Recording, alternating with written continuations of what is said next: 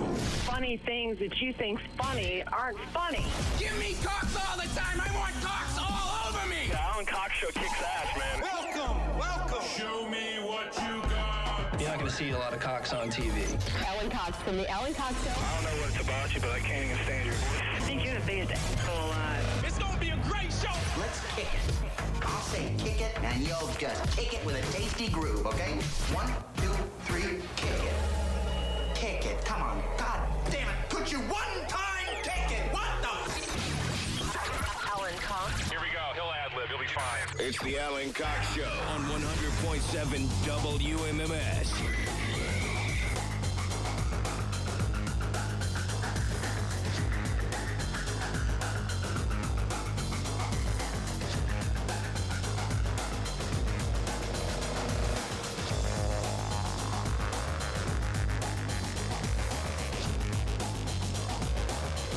All right, there we go. Hey, what's going on, gang? Good afternoon. Greetings. Salutations. Back live today. Welcome, welcome. It's been an on and off week. It's been a wild week. Wild week, but my name is Alan Cox. Thanks very much for being here. Rob Anthony's right over there. What's up, man? Jessica Ann Hutchinson is back in Studio G. Hi. Hi. What's the snow shovel situation with Jess? I hate to harp on it, but, you know, we're supposed to get, if you've watched any of the coverage of this snowstorm that's going to be traversing these United States over the weekend, we'll get some of it, but most of the maps that I've seen, we would be on the very northern edge of this. The right south of us, for the most part of the country, is just going to get hammered with a variety of things. And so it really calls back into question, Rob. It puts into a sharper focus the fact that Jess doesn't have a snow shovel. Right. She sweeps her driveway. And you're not sweeping 16 inches. I just I don't even look at the weather sometimes. Oh, you got to look at this weather. This one's going to be something. This one, I feel like it's important. Wait, People why? keep telling me about it. Why don't you look at the weather? I just let it surprise me.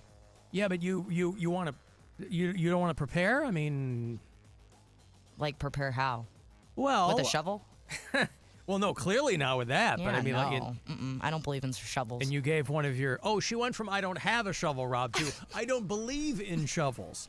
I didn't realize it was part of a belief system. I just thought, hey, here's a problem, and here is an easily attainable solution. That was all I said. I didn't realize it was a part of a larger value system. So it upgraded to that. You're planting your flag in. I don't believe in shovels. I mean, you know they exist. I've seen a few. You just figure they might not be for you. I haven't found the right one. I have a friend who lives in Nashville. I know we have bureau chiefs there as well. And they are flipping the F out in Nashville because they're in a situation now where, remember back in the COVID times where people were just clearing the shelves, Rob? Yes. In everyone's defense, nobody knew really what was going on. But this also happens with more frequency when there are massive storms of any variety coming. No farther south, normally it's hurricane preparation. When there's this massive winter storm that's going to have upwards of, a third of the country under some kind of warning. A friend of mine in Nashville said, it's like the fall of Saigon out here. Trying to go into a grocery store and buying anything, people are panic buying. We are nothing but mammals, and people freak out easily. And so everybody's preparing. Now, all of this is to say they don't know if they're going to get anything in Nashville. But people are nevertheless clearing the shelves. I guess they figure, preparation better than no preparation. And so we do have bureau chiefs in Nashville, Tennessee. And, I don't know if anything like that is going on around here. My wife did ask me last night if we have firewood. And I said, I think. Oh, just in case you lose power? I guess, yeah. Again, historically on my street, if somebody farts, I lose power. Fortunately, knock on whatever this is, past couple of storms, we've stayed up and running. But, it's supposed to be a doozy. I was in an elevator this morning.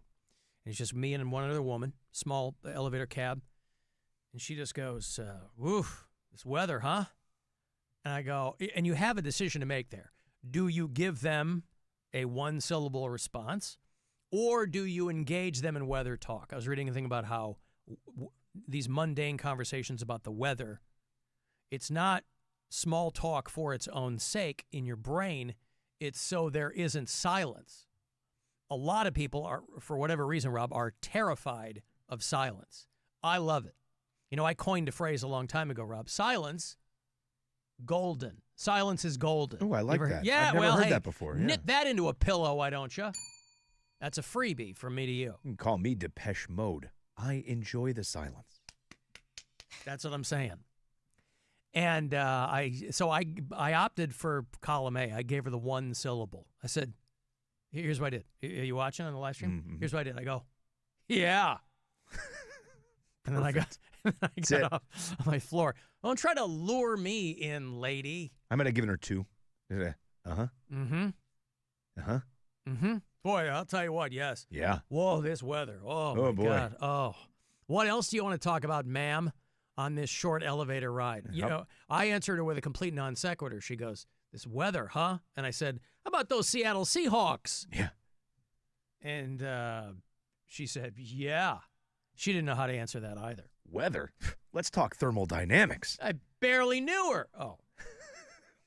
So Weather? I don't even know I her. just walked her home. So, yeah, I don't have a problem with silence at all. But some people, anytime they're around someone else, that drives them nuts. A nod is a full conversation for an elevator. If you look at someone and just goes, that's it. That's all you just need. a nod. You don't have to say anything. Just give Well, that's one of those situations, too, where I wish that I were a farter. Oh, you know, she's like, well, how about this weather? Just keep eye contact this whole time. Yeah, that's my answer, ma'am. Right at the end, let your eyes get wide when it does that loud push-up. In this small, confined elevator space. Locking eyes. Mm-hmm. That's what I think of the weather, ma'am. So, back in it. But, yeah. Alan, why did your commercial yesterday say you would be back live today and then run a best of? Well, yesterday we had to call an audible. Mm-hmm. We had it was a game time decision. Yes, sir. Another game time decision. This was my fault again. Yeah, I had to deal with some family stuff. I guess that's the best way to say it. Some ill family stuff. But, Rob's pregnant. Congratulations, buddy. You know Yes. what? He lost those 40 pounds just in time to become a godly vessel for his next child. That is correct. Congratulations. Thank you. You're glowing. Thank you. I did try a new skincare product, so I hope you mean that. Is it does it have retinol in it? What's in the skincare product? I don't know. Oh. I have no idea. It's not, a lot of the ladies are opting for the salmon sperm. Oh, no. Oh. No. I mean, at least it's not called that. Mm-hmm. I'm sure it's got some fancy name, but you might see these articles about how celebrity women are using something with salmon sperm in it. Mm. I tried this years ago, Rob, with one of my exes. It didn't go so well. I think it's called like trout yiz. Oh! Yeah, something like Super sperm. Honey, you're rubbing that catfish goo all over your face. You look great. Trout yiz. Yeah, all I did was just buy a bunch of trout, and I did do it yourself. They say it's better fresh from the tap. So. Yup. Little pinch between your cheek and gums. That's it. You get the thumb and the forefinger, and you get to getting. Like a quarter-sized dollop. That'll do you. That's all it takes. Yeah. Well, the fish listen, seem to like it. Whatever you're doing, it's working for you. Oh, thank you. Yeah. Thank you so much. All right. Well, don't forget to exfoliate, boys and girls. You'd be amazed how easy that happens on its own. Trying to catch those fish. I got to take a break. I'll have more money for you. 2:30 is that next keyword to grab you $1,000, courtesy of the Buzzard Bookie. If you want to send a text, 35192, you can listen anywhere on the iHeartRadio app. Running a business means wearing multiple hats. So if you're like me, you probably started out using your personal phone, taking client calls and texts nonstop. As my business grew, I needed something smarter. That's when I switched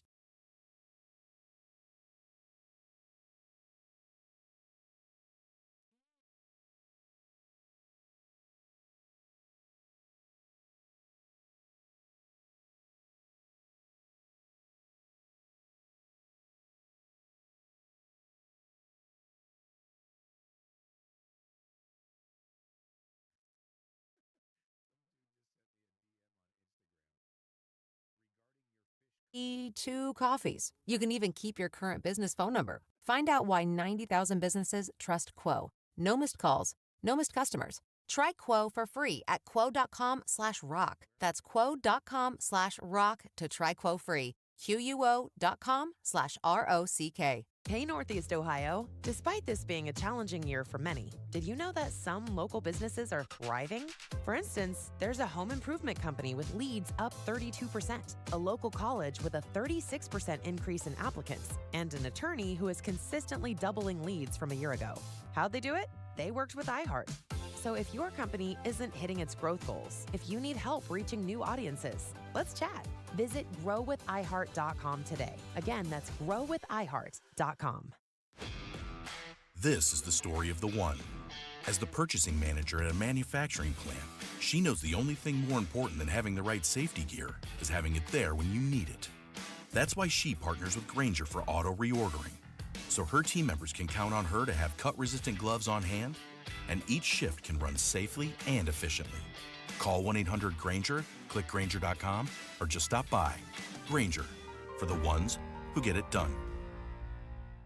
Drive the 2026 Tiguan S for only $243 a month. You heard right. VW Tiguan, $243 a month at Ken Gainley Volkswagen North Olmsted. First on the North Olmsted Auto Mile. 36-month lease, $39.95 due at signing, 7,500 miles per year, plus tax, title, registration, and doc fee with no security deposit on approved credit through Volkswagen Financial Services. Sale price $31,842, VIN 3VV CR7 RM6T M040636 and 020226.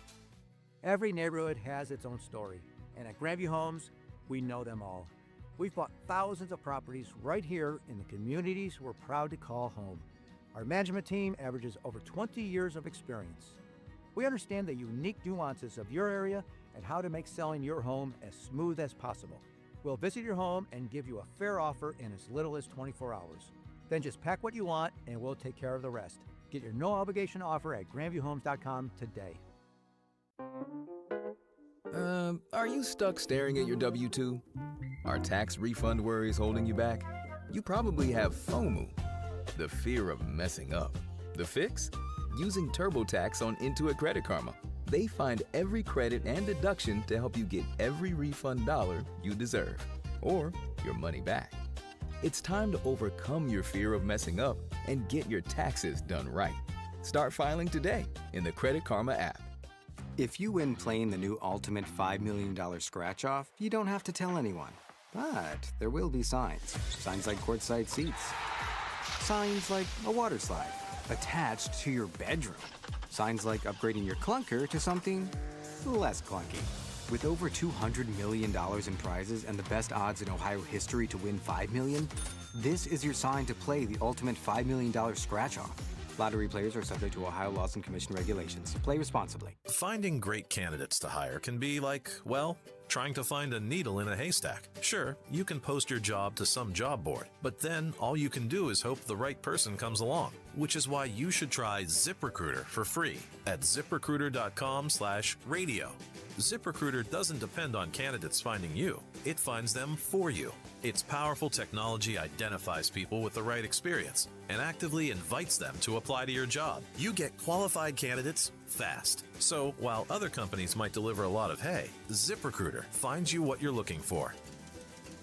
The needle in the haystack. See why 4 out of 5 employers who post a job on ZipRecruiter get a quality candidate within the first day. ZipRecruiter, the smartest way to hire. And right now, you can try ZipRecruiter for free. That's right, free at ZipRecruiter.com/radio. That's ZipRecruiter.com/radio. ZipRecruiter.com.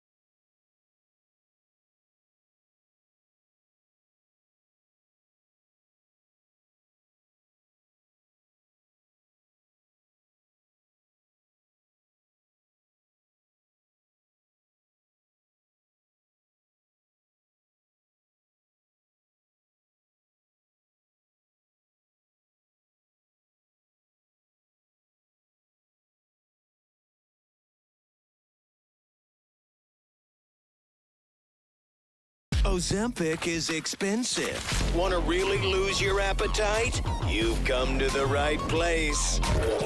It's the Alan Cox Show on 100.7 WMMS.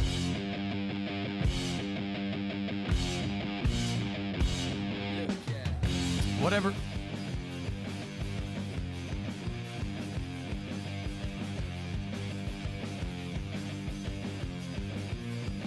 Whatever your healthcare regimen is, I'm wondering if that's what skincare, rather. There's a picture of Andy Cohen online. You know who Andy Cohen is. I do. Oh, this young buck. Look at him. A guy's pushing 60. Anderson Cooper's co-host on New Year's Rockin' Eve with Dick Clark and Ryan Seacrest. No, those are different shows. Oh. It used to be our friend Kathy Griffin who was on there with Anderson Cooper. And they got rid of her some years ago. Yeah, Andy Cohen. He's doing something. I don't know. That's what all that money will get you, Rob. All that money gets you that. Hey, your Cavaliers, they get one over on the Hornets last night in Charlotte, 94-87. That puts them kind of back in playoff territory. Pops them up a little bit because they had that huge, they got bent over hard on Monday afternoon against the Oklahoma City Thunder, but they're a very good team, best in the NBA. And so the Cavs come back home tomorrow night to play the Sacramento Kings. That's Wayne Gretzky and the Sacramento Kings. Didn't he play for the Kings? Different ones. Oh. Different sport, perhaps. I mean, unless he used that height advantage for a reason. The great one. The skates made him taller. Right. You know, they famously said, he doesn't go where the basketball is. He goes where the basketball is going to be. Right. And he missed 100% of the shots he never took. Yeah. So Cavs will play the Orlando Magic over the weekend, back-to-back, one there, one here. But tomorrow night, back here at home at the Racket Arena against whoever the hell plays for the Sacramento Kings. I don't know who's doing that these days, but we'll all find out together. If you listen to us on iHeartRadio and you do it from out of state, tell me where you are. You can also leave us messages anytime you like as well. Hey, Jess. Hey, boys. It's Becky from Wayne County. You were talking about mowing, and when I was about 14 years old, I was push mowing our lawn and was just done coming up to the front onto the driveway, which was concrete, and a metal rod shot out and went into my leg, so it was sticking in and out of my leg, and I was just standing there freaked out. My dad then pulled it out. We went to the hospital, so never had to mow again.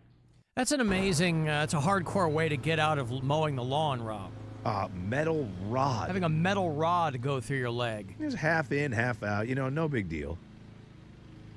God. Half in, half out is my preferred method of being amorous.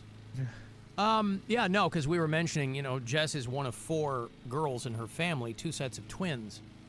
And usually, in the absence of guys, sometimes a dad will go, hey, you're my kid. You have kids to do chores. Go mow the lawn. And I was surprised at how many people I heard from who said I was crazy. Because it feels perfectly normal to go, yeah, why wouldn't your daughter mow the lawn occasionally? I didn't realize... Well, I didn't realize the deep river of chauvinism in this audience, Rob. I caught all kinds of crap for saying that. Oh, you can't have your daughters do anything for you. Like, well, Jesus. No, I just don't. I just mow the grass. Like, right. Not that I couldn't have them do it. I just do it. Yeah, we're not saying we would do that. I'm saying that there are a lot of people who do that. I would have done it. Yeah. You were never asked. No. And you never offered. Mm-mm. Yeah. Your dad's out there. Did you guys have a big lawn? Was he out there with a push mower, or was he riding around? No, it was a push mower. We had a small front yard, backyard, very tiny. Yeah, one of my neighbors has a front yard like the size of a postage stamp. Literally He's mine. like mowing the lawn with scissors. I'm like, man, that's a couple of passes and you're done. But I mean, I had one of my growing up, one of my friends up the street was a female. And her dad always had her mowing the lawn. And she had a brother.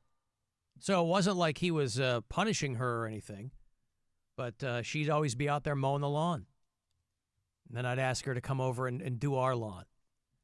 And then she'd throw, Rob, on occasion, a full can of pop at my head. That was nice. Maybe she's trying to share soda with you? She was not. Oh. Nope. She'd whip a full RC Cola at me. I'm probably misrepresenting it. She was literally throwing it to me so I would catch it, but I was so not athletically inclined that it would hit me full in the head. So that's not really on her. That was on me. That part, a little bit. Yeah. I don't want to leave that out. Devotion act. She go, no, hold your hands up. Yeah, like you're going to catch it. Catch this. Catch. I go, my dad's not out here playing catch with me. Here's all your right? mitt. Catch. Yes. Alan, I'm just throwing you a soda.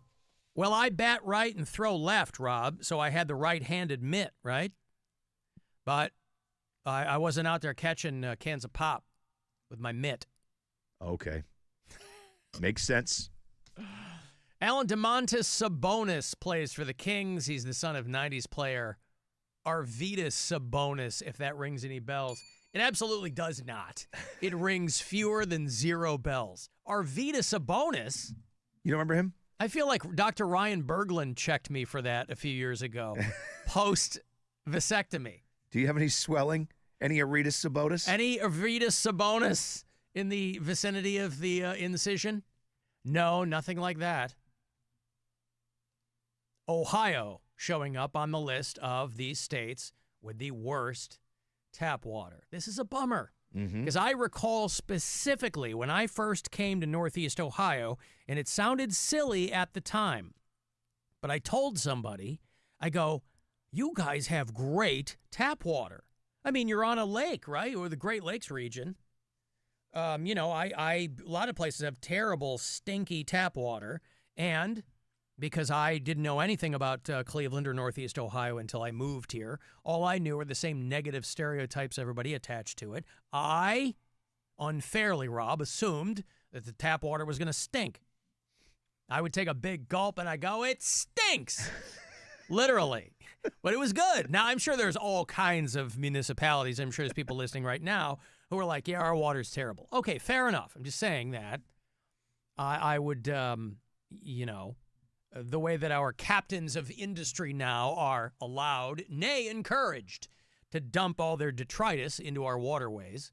You'd think that there wouldn't be anybody on a list of states with good tap water, but Ohio, unfortunately, showing up on the states that have really, really bad tap water. South Carolina. Now, here's what I don't understand, okay? And it sounds like a silly thing to pull data from, but these are environmental concerns that some people have. North Carolina is number 1 on the worst tap water. South Carolina is number 1 on the best tap water. What do the Carolinas know about each other? What are they keeping from each other? Do you think? What are the Carolinians fighting over? Do you think there's like a couple of houses directly across the street from each other, one in North Carolina, on one the border in South Carolina? Yep. One houses the sign every single day, best tap water in town, and the other guy has to put up a sign that says worst tap water in town. Is directly across the street. Or he's constantly crossing that street to get his own, to steal the other go guy's over water. there. He's trying to install a pump.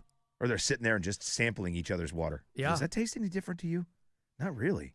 Well, it says we have the best tap water in the country, and you have the worst, so it must be something. Louisiana and Oklahoma are tied for the very worst tap water in the United States. Ohio, for better or worse, is smack dab in the middle of this list. But North Carolina, Nevada is on the list. I have to assume they have terrible tap water because they don't have any water.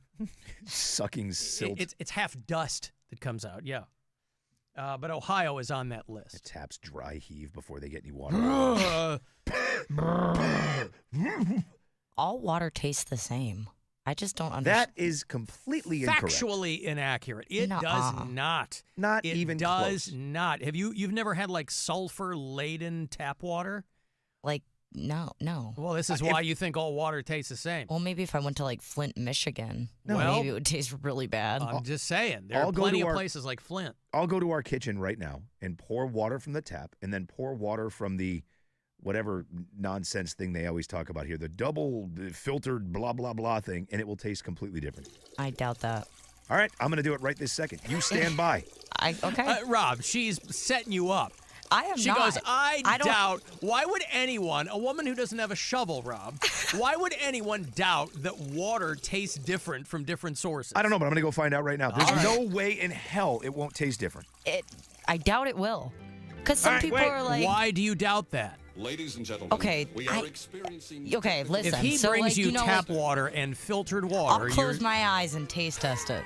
A blind tap water Yes. taste test. Because, like, some people are like, I don't drink Dasani water because it tastes different. I'm Okay, like, it but- all tastes the same. No, but that is... Or, like, spring water and but you're mountain talking water or you're whatever. you're talking about different brands of bottled water that will go through. Some of them taste a little bit more like there's minerals in them. If you get like, everybody's kind of got their own marketing for their various. When it comes to bottled water, I still like Fiji water. I just always have. Not everybody has it, but does it taste different than other kinds of water? It does to me. This whole thing is about tap water, though. If he gets you a glass of tap water, you best believe that's going to taste different than the stuff that's filtered They through. better be the same temperature. They'll be cold, probably. But you don't have like a Brita pitcher or something like that. Now, again, I think that those are largely marketing. You know what I mean? Oh, this filter takes out... used to. I think everybody used to. But I just take it straight from the tap. Did you notice the quality of the tap water in Chicago when you lived there? Oh, he's got me the water. Chicago has very good tap. But this is what I'm saying. Everybody who's in these great, everybody that's a lakefront city should have good tap water coming from fresh sources. What did he bring you? What did you bring her? You brought her a glass of tap water? Cups. A glass of tap water and a glass of water out of that triple osmosis Fandango. The thing that we've got. That's what I fill my thing up with. Me is too. The triple, that's just where the water comes from. Yes. All right. So, Jess. Yes. Take a sip from the one that's closest to you. Okay. Now, Should I which is smell which? it, too? Are they marked? No, I know which one is which. Okay, I'm smelling it too. Okay. It tastes good? Yeah, it tastes fine. Tastes like water. Yeah. All right, now take a sip of the next I one. want to see her taking a sip of this. Oh. So she's there. She Okay, is. I know which one's filtered because this one's colder. Well, it doesn't matter with the temperature. It matters the Yeah, taste. They taste the same. That's impossible. Maybe to her they do. I mean, we don't know. Except there's something floating in this one. That's a bloater. How does I put it- that in there. How does that taste? Extra flavor. Uh-huh. You seriously don't taste the little difference saltier. between those two things. The one that was closest to you was out of the tap. The other one is the triple osmosis filtered. You know what? It's probably because I smoke. That's probably it's exactly murdered what it your is. taste Yeah. buds. Yep, yes, that's of course. probably what All right, it well, is. because if you can't taste the difference between those two things, I can't. then I was going to say maybe she needs her water to be quadruple osmosis, Rob.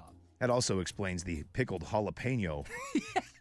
Yeah, her cranium is numb. She Yeah. doesn't have a single unmolested taste bud Only because she thing those smokes. taste buds can detect is pickled jalapenos. Everything else is just a saltine cracker. You have to nuke her mouth for Yeah. her to taste anything. Right. Yeah. I put a lot of hot sauce on things. I can handle Yes. a lot of spice. I mean, I do too, but I can taste. I don't smoke. Yeah, that's what it is. How did it take us that long to get there, by the way? That's probably because I smoke. I didn't even There think of it it. is. I didn't but either. But I don't know how. I was a smoker forever, but how you cannot taste the difference between Cleveland City tap water and filtered water. It's just that clean. Wrong again. I'm going to go ahead with. Yeah. No, I mean, it's fine. I would drink tap water if I had to. But there's a massive difference in taste and smell, almost even in appearance. Yeah, if you pour the water out and it kind of takes a minute to get out, it's like the consistency of syrup. You don't want that. Glug, glug, glug. Yep. Glug, glug. Don't want that. Or if your faucets are flammable. What was a movie? It was a movie like that, right? Where a documentary, it was Roger and Me or what it was. Talk about Flint, Michigan back in the day before they were on the front page for terrible water. And by the way, there's still plenty wrong with the water in Flint. Just because it hasn't been on the front page for 5 years doesn't mean everything's, hunky-dory there. Yeah. Hey, here's money. It's $1,000. Think about all the filtration this could purchase you. $1,000. First keyword of the afternoon here to get you some money from the Buzzard Bookie, so good luck. This is your chance to bet with the Buzzard Bookie and win $1,000 now. Enter this nationwide keyword at WMMS.com. Money. That's money. Enter it now at WMMS.com. Hey, a few days ago, you mentioned how bands gave up a long time ago on coming up with creative names, like how there's a band called The Fences and a band called Tennis. I mean, were they ever, like, think back to the Beatles, the Byrds, the Yardbirds, the Zombies, you know? I mean, some try, some don't. That's all. Hell, there's a band called The Band. Come on, take a load off, Annie. A band called The Band. Take a load off, Fanny. It's Fanny, yeah? Yeah, no. Not Annie? Annie. It's Annie? Annie. I thought it was Fanny. No, you. Take a load off, Fanny. I thought Levon Helm sings this. Take a load of Annie. Yeah. Take a load off. Oh, I thought it was Fanny. No. I thought they were singing to a girl called, you know, like Fanny was that Bee Gees song. I thought maybe back in the day Fanny was like a real pop culture type name or something. And does that word mean something different here versus Yeah. England? Holy cow. Did I Fanny make pack. that mistake once? Yeah. That's why the fanny pack is in front. Right. Yeah. And I'm like, that doesn't make any sense. The fanny's in the rear. Oh, no, it's not. Nope. So it's not Fanny. It's take a load off, Annie. Oh, I thought it was Fanny. But Levon Helm does sing this? He does. Yeah. Did you ever see the movie? The Last Waltz? Yeah? Yeah. That's one I watch With that Robbie at Robertson. least once a year. That's One of my- Scorsese? It is. And again, I never got into these guys, but this great song, love Levon Helm as a drummer, and it's just a great documentary. I love watching a documentary about a band that I'm not really into because I don't go into it with any kind of preconceived notion, and that was one of them. Yeah, I know. You spent 5 hours watching a Billy Joel documentary. But I like Billy Joel. Oof. Yeah, I like Billy Joel. Yeah, Take this- a load off. Hold on. Fanny. Load. Oh, wait. Best part's right here. What do you do with it? Where should I put it? Excuse me? Oh, that's a big load. Yeah, all right. Well, there you go. There's No, but he's so- right. To his point, I was like, I was getting all snippy the other day. I was like, nobody puts any thought into band names anymore. He's absolutely right. What should we call our band? How about The Band? Yeah, but that's okay. pretty cool, though. I mean, we think of it now, but it could have just as easily been a band nobody ever heard of before. Again, I am a sucker for like a pun or wordplay. So I was, give me a band like Osric Tentacles. How about that? Doesn't mean anything. Well, you know why they were called The Band, right? The Band, because they were all investors in rubber. No. Oh. And it's not unoriginal. They were called The Band because they were the first band that Bob Dylan ever had. They were the backing band for... Well, then why? What's that got to do with it? Because they were Bob Dylan and his band. Yeah. The band. Hey, it's the band. The Band. Hey, guys, put it together for the band. They were Bob Dylan's band. They were Bob Dylan's electric band. I thought they were Canadian. How did he fall in with them? I don't know. But they were Bob Dylan's first electric band. I don't know how they... when they got Dylan went electric, they were the ones backing him up? They were they were the So backing was band. he Fanny, off of which they were taking a load? Off of whom? Off of whom? Off of whom Yeah. they were taking a load? I believe it was. Was their nickname for Bob Dylan Fanny? Or Perhaps. Annie, whatever. I thought it was Fanny. That's why he's all over that documentary. Bob Dylan's in The Last Waltz a ton. Mm-hmm. I just always, hey, I like to waltz. That was one of those. Hey, ladies and gentlemen. Oh, God. So Rob and I, it is a topic that comes up here with some frequency because Rob and I both watch Jeopardy. And the other night, they had did you watch the other night with that category cult bands? No.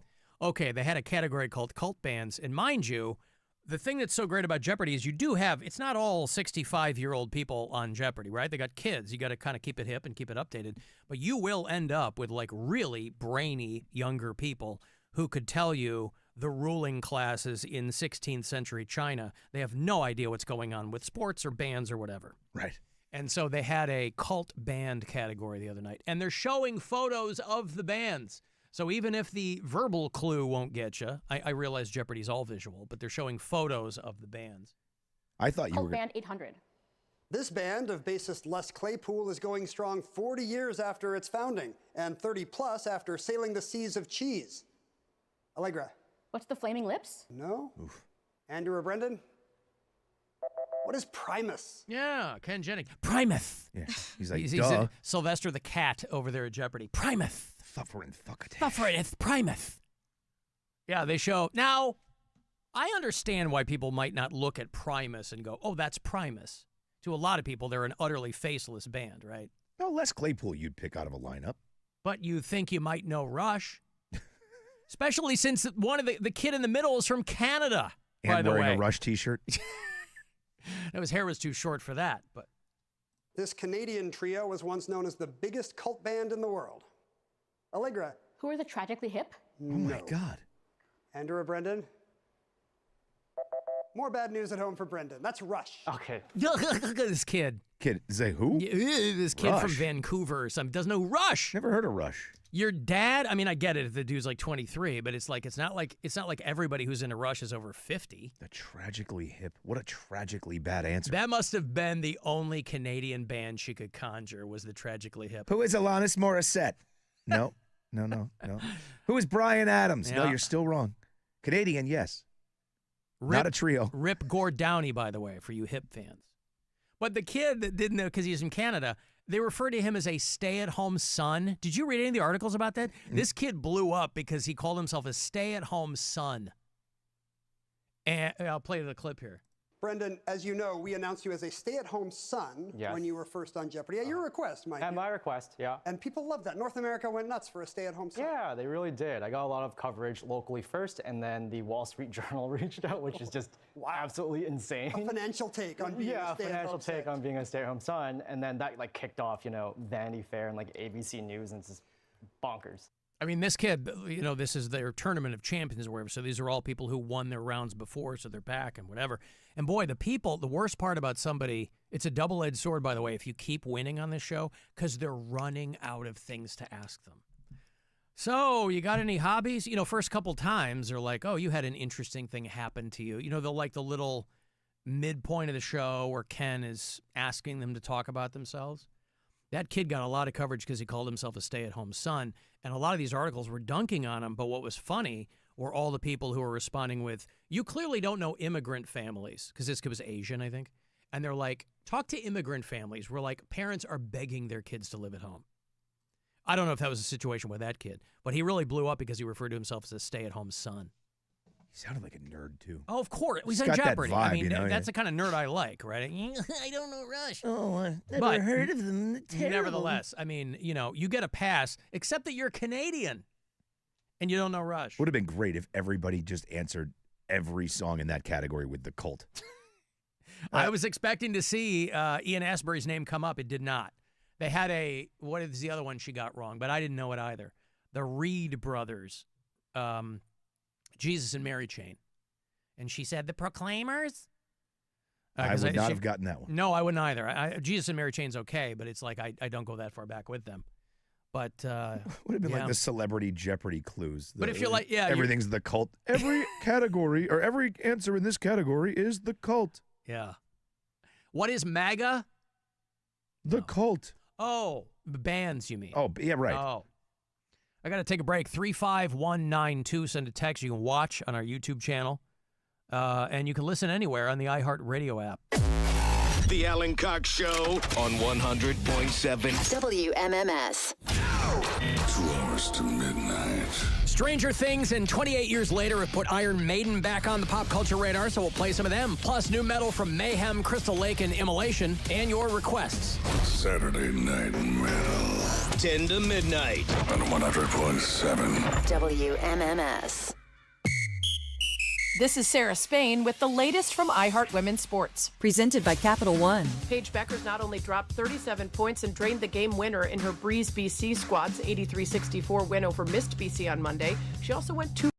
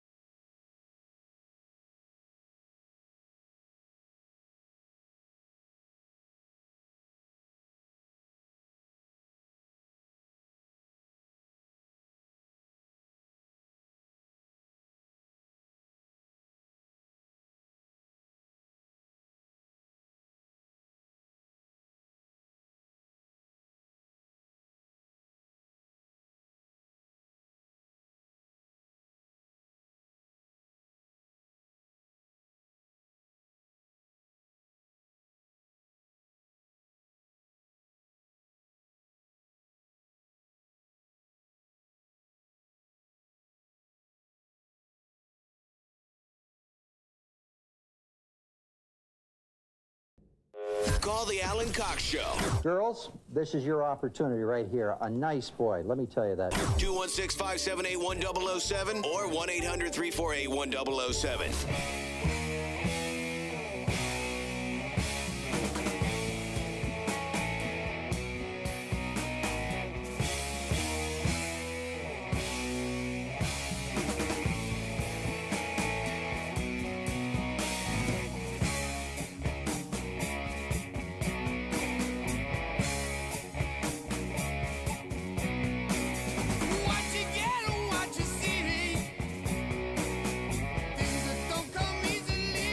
The late, great John Ozzy Osbourne, Rob. Yeah, could we just play this every time we come back from break? Snowblind? Forever. It's my favorite Black Sabbath tune. It's a song, as I understand it, about really, really bad weather, which we were mentioning earlier is coming through this weekend.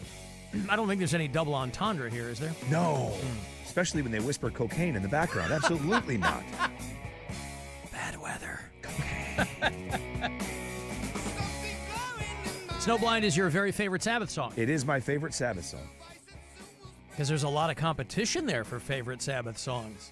Well, right now it is, because I don't know. I feel like it's always going to be in the top 5. Always. Mm-hmm. But I feel like, yeah, you just hit play on that, and I was like, yep. First popped into my head.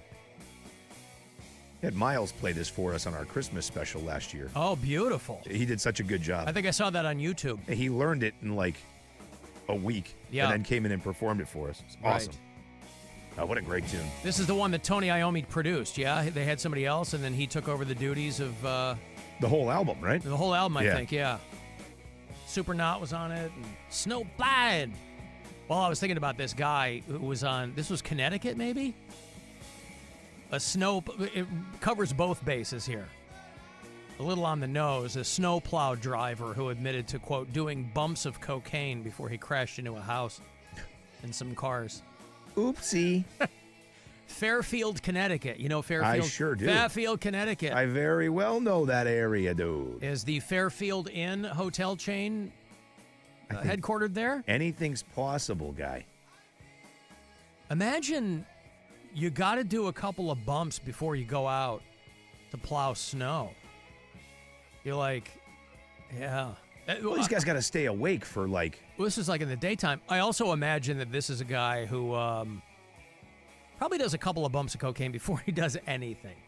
It just so happens that this was the snowplow story. A big money area, too, so yeah, it makes sense. Closed garage door and under another car inside, lifting it to the ceiling. The driver, 46-year-old Mark Keene, was charged. That guy looks like a dude who might, this month with driving under the influence and reckless driving. According to his arrest warrant, Keene had no idea that he was just involved in a collision when police arrived on scene. The force pushed the car through the closed garage door and under another car inside, lifting it to the ceiling. The driver, 46-year-old Mark Keene, was charged this month. Oh, that's the same. They're rerunning.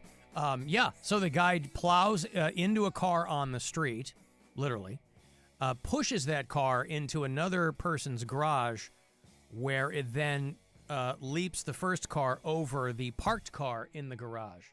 That's pretty intense, boy. Something tells me he was on a little bit more than cocaine. A couple of bumps of cocaine is probably not going to make you do what he did. Huh. I don't know. I've never done it.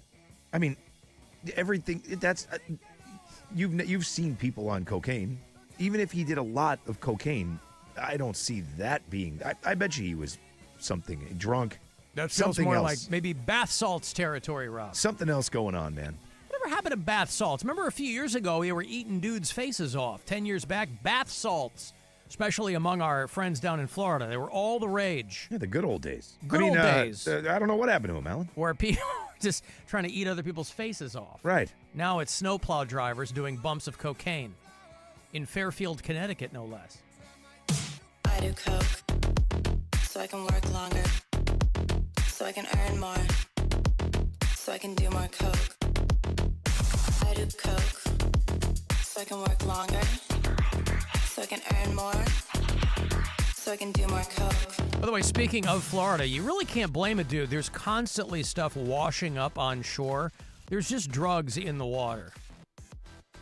And you can't blame a guy for trying to engage his entrepreneurial spirit, Rob. There's a charter boat captain down in the Florida Keys who's in trouble because he found a bunch of cocaine floating out there, and he figured he would try to flip it. Brings it up on board, and, you know, listen, you're looking at this, and you're just out there running people back and forth, and then you look in the water. You're invariably going to see floating packages of cocaine. This guy's in trouble now. Brad Piccirillo, 65 years old, got arrested after he sold some coke to someone who ended up being an undercover federal agent. Oops. Who was working with Monroe County Sheriff's Monroe. was working with Monroe County Sheriff's deputies, and they caught the guy. Monroe. And he spent last got year in in trouble. Olean, New York, 23-24 at Wagner College, and then his freshman and sophomore years at Monroe College. You ever watch the show Ted Knight on ABC, Too Close for Comfort? Oh, yeah. And he would come into the room and address his daughters and then the guy who lived with them. Monroe. So, yeah, this guy is in trouble now. Yeah, but out of nowhere, the sheriffs show up. I mean, it sounds like maybe somebody was on to this dude, and this just happened to be, you know, maybe he'd been doing it before. Speaking of Monroe, have you watched the show The Pit?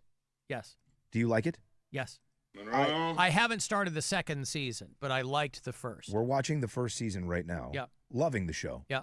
But there's like a town in that Pittsburgh area with Monroe in it. Is that the one that you're always talking about? There's Monroeville. That might be the one, because they talk about There was an old mall out there. I think that mall is probably defunct, but the Monroe was east of Pittsburgh. They talk about an ambulance being stolen, and they're like, oh, I wonder if they're going to head to Monroeville. And I was like, Monroe, on my couch by myself.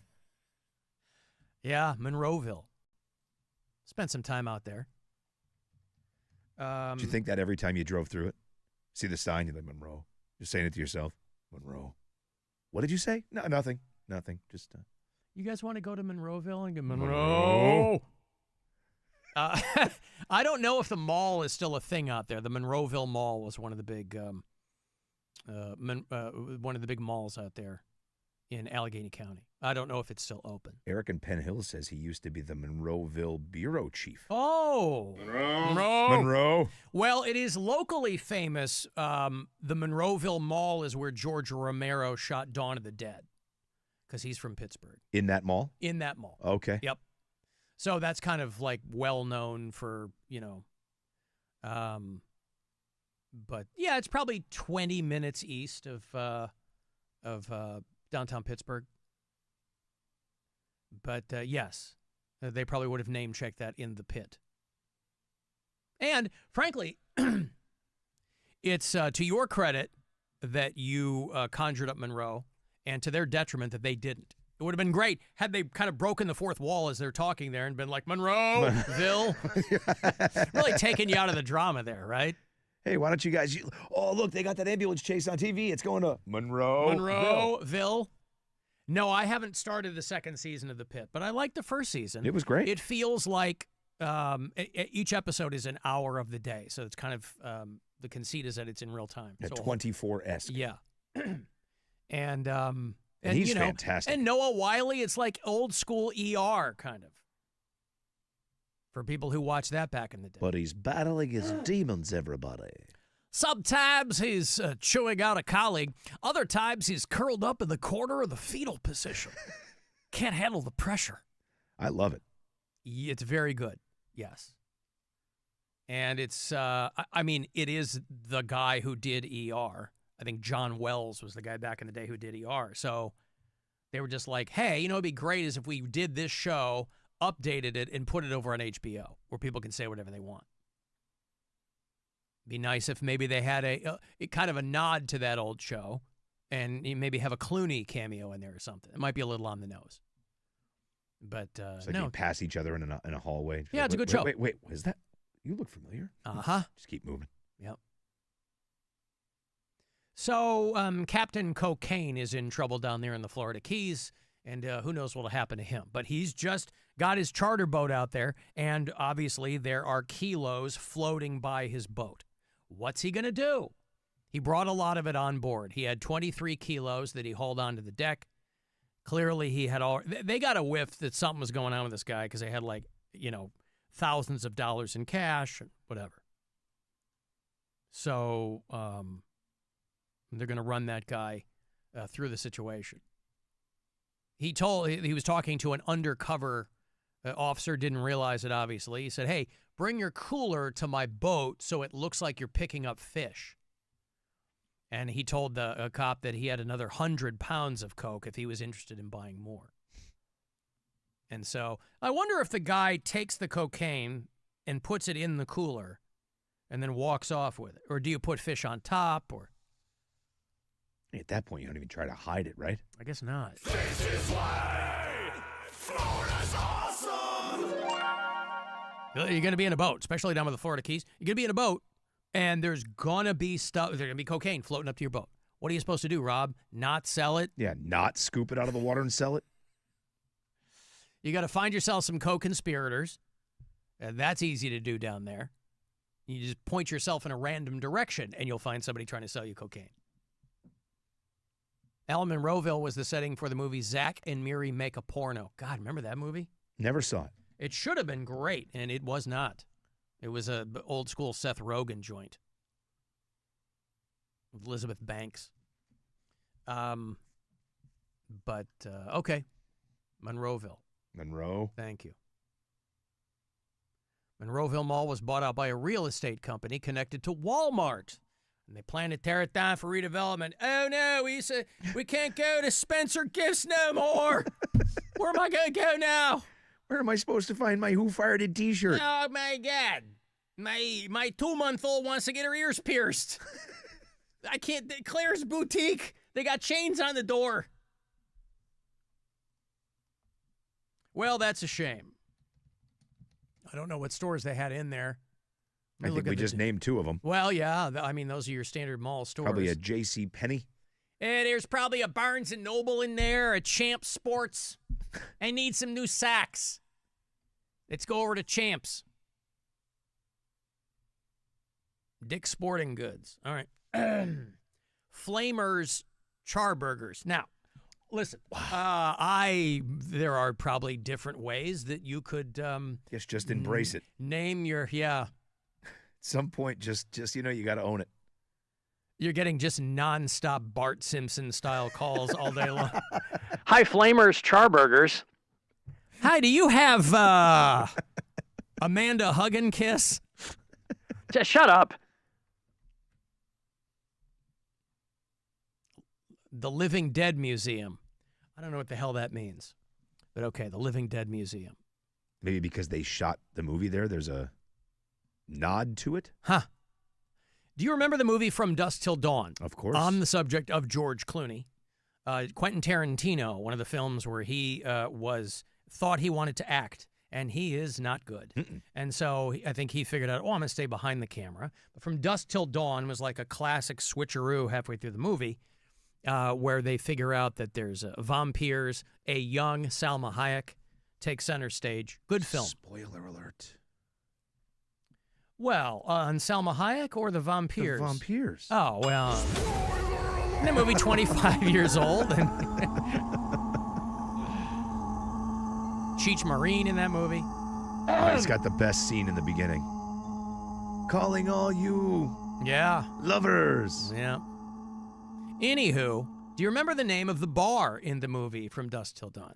I don't. It was called the Titty Twister. Yes, it was. Remember that? Yes. Now, that's not a phrase that you hear very often anymore. At least I don't. I mean, obviously, I'm not 8 years old. But, when I was a kid, and I think subsequent generations, some people called it the purple nurple. That was your PG version, right? Yep. It was when somebody would come up and squeeze your nip so hard. The purple nurple, you could get by with just the squeezing, right? But, true to its name, the titty twister was when you grab and Some people would opt for the mildly offensive Tune in Tokyo. Yep. Why that was the city of choice, I don't know.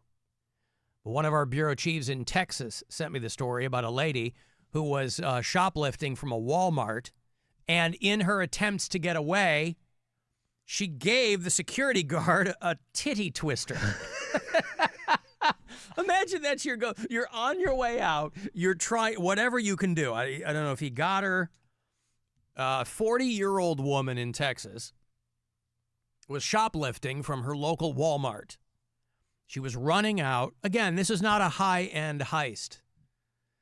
She was running out with 2 bags of Hershey chocolates and feminine hygiene pads. So you can put 2 and 2 together and figure out this lady was fiending for chocolate because it was her time of the month. And she was awash in hormones. And, you know, these days they let you walk out. Maybe the guy will follow you. You don't know what she's packing other than anger and chocolate. And so the loss prevention officer walks out. Ma'am, I need to look in your bag, whatever it is. But she physically assaulted the guy, pushed him, and twisted his nipples, quote, causing him to feel pain. $75,000 bond. For a total cost. nurple? Total cost of her items, $16.21. That is not a good return on investment. Charged with robbery. She also had a jacket, so there were other things that she had outstanding. But it's rare that you'll hear about that anymore. That is a bold move, right? When you were a young boy, that to me was one of the first, when you started to notice that your female friends and peers were beginning to develop. Your mind, and I was going to Catholic school, right? So we're all in uniforms, and the girls were wearing like blouses and skirts and the whole thing. So when your female friends in school, whether it's public or parochial school, begin to develop as a young straight boy, Rob, I was obsessed with boobs. Oh, yeah. And that never goes away. I still am. But the finer points of it, you know, you realize, oh, I can't do that to my female friends. I can't give them the purple nurple. It's frowned upon. So you got to do it to your guy friends. Mildly homoerotic, sure, but it was Catholic school. That's baked into the cake. But you can't do it to your female friends. And so it's not like this loss prevention officer could turn right around and give as good as he got. He's got to let her go. It might have been. I'm surprised he wasn't wearing some sort of a vest. He went right. I mean, you got to walk around. You get a bulletproof vest or something like that. This poor guy's walking around, exposed nips. Yeah. You don't know what's going to happen. This guy's going to wear something every day now. Sweater, something to get in the way. Yeah. Areola. But I'm just so happy to see that show up again, just in modern parlance. Now, they didn't refer to it as that, obviously, but that's exactly what happened. What did they say? Just pinched his nip? Yes. Twisted his nipple, causing him to feel pain. That's lame. Which you don't have to say, but, you know, these articles just quote whatever's in the police report. She tweaked his teat. Yes. Areola. He has a pectoral bruise, as it were. Oh. Hey, you want to feel like you've been twisted in the teats? Five Finger Death Punch is coming back to Cleveland. Their 20th anniversary tour gets them to blossom this summer. It's part of the Minutemen Workforce Solutions concert series.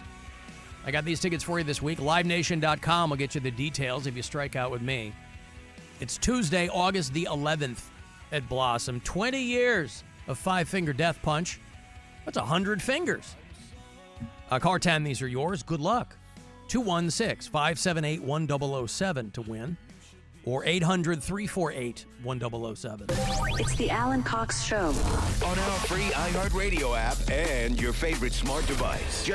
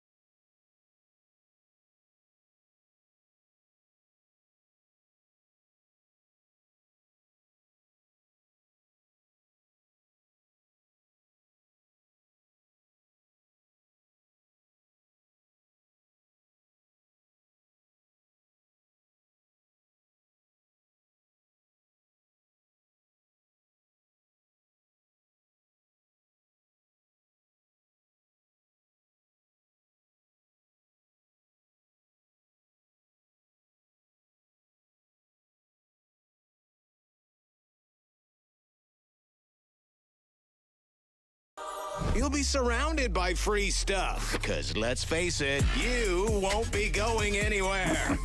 Another life hack from the Alan Cox Show. On 100.7 WMMS.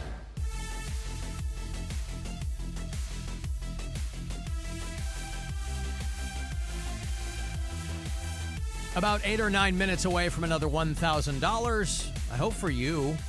Why not you? Every hour, about 30 past, get one of these keywords. There's a grand given away from the Buzzard bookie. Cavaliers in Charlotte emerged victorious last night after a drubbing on Monday here at home. 94-87 last night against the Hornets. They will come home and play the Sacramento Kings. That is tomorrow night here on WMMS. Live at the Rocket Arena and live on the iHeart Radio app.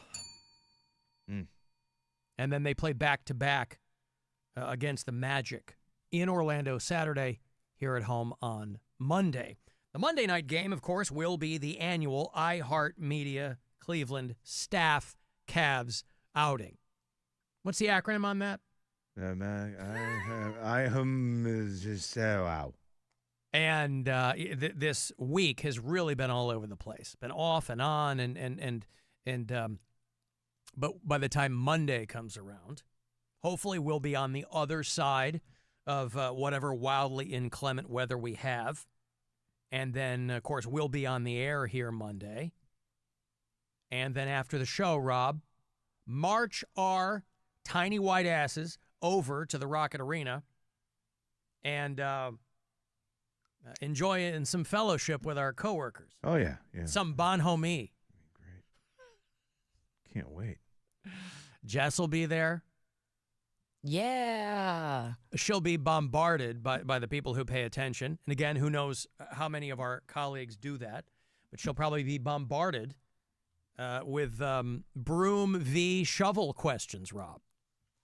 Maybe someone will bring me a shovel.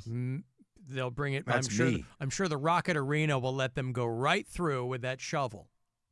It's for Jess. We have to give it to her. Oh, say no more. Rocket Arena got my last Swiss Army knife.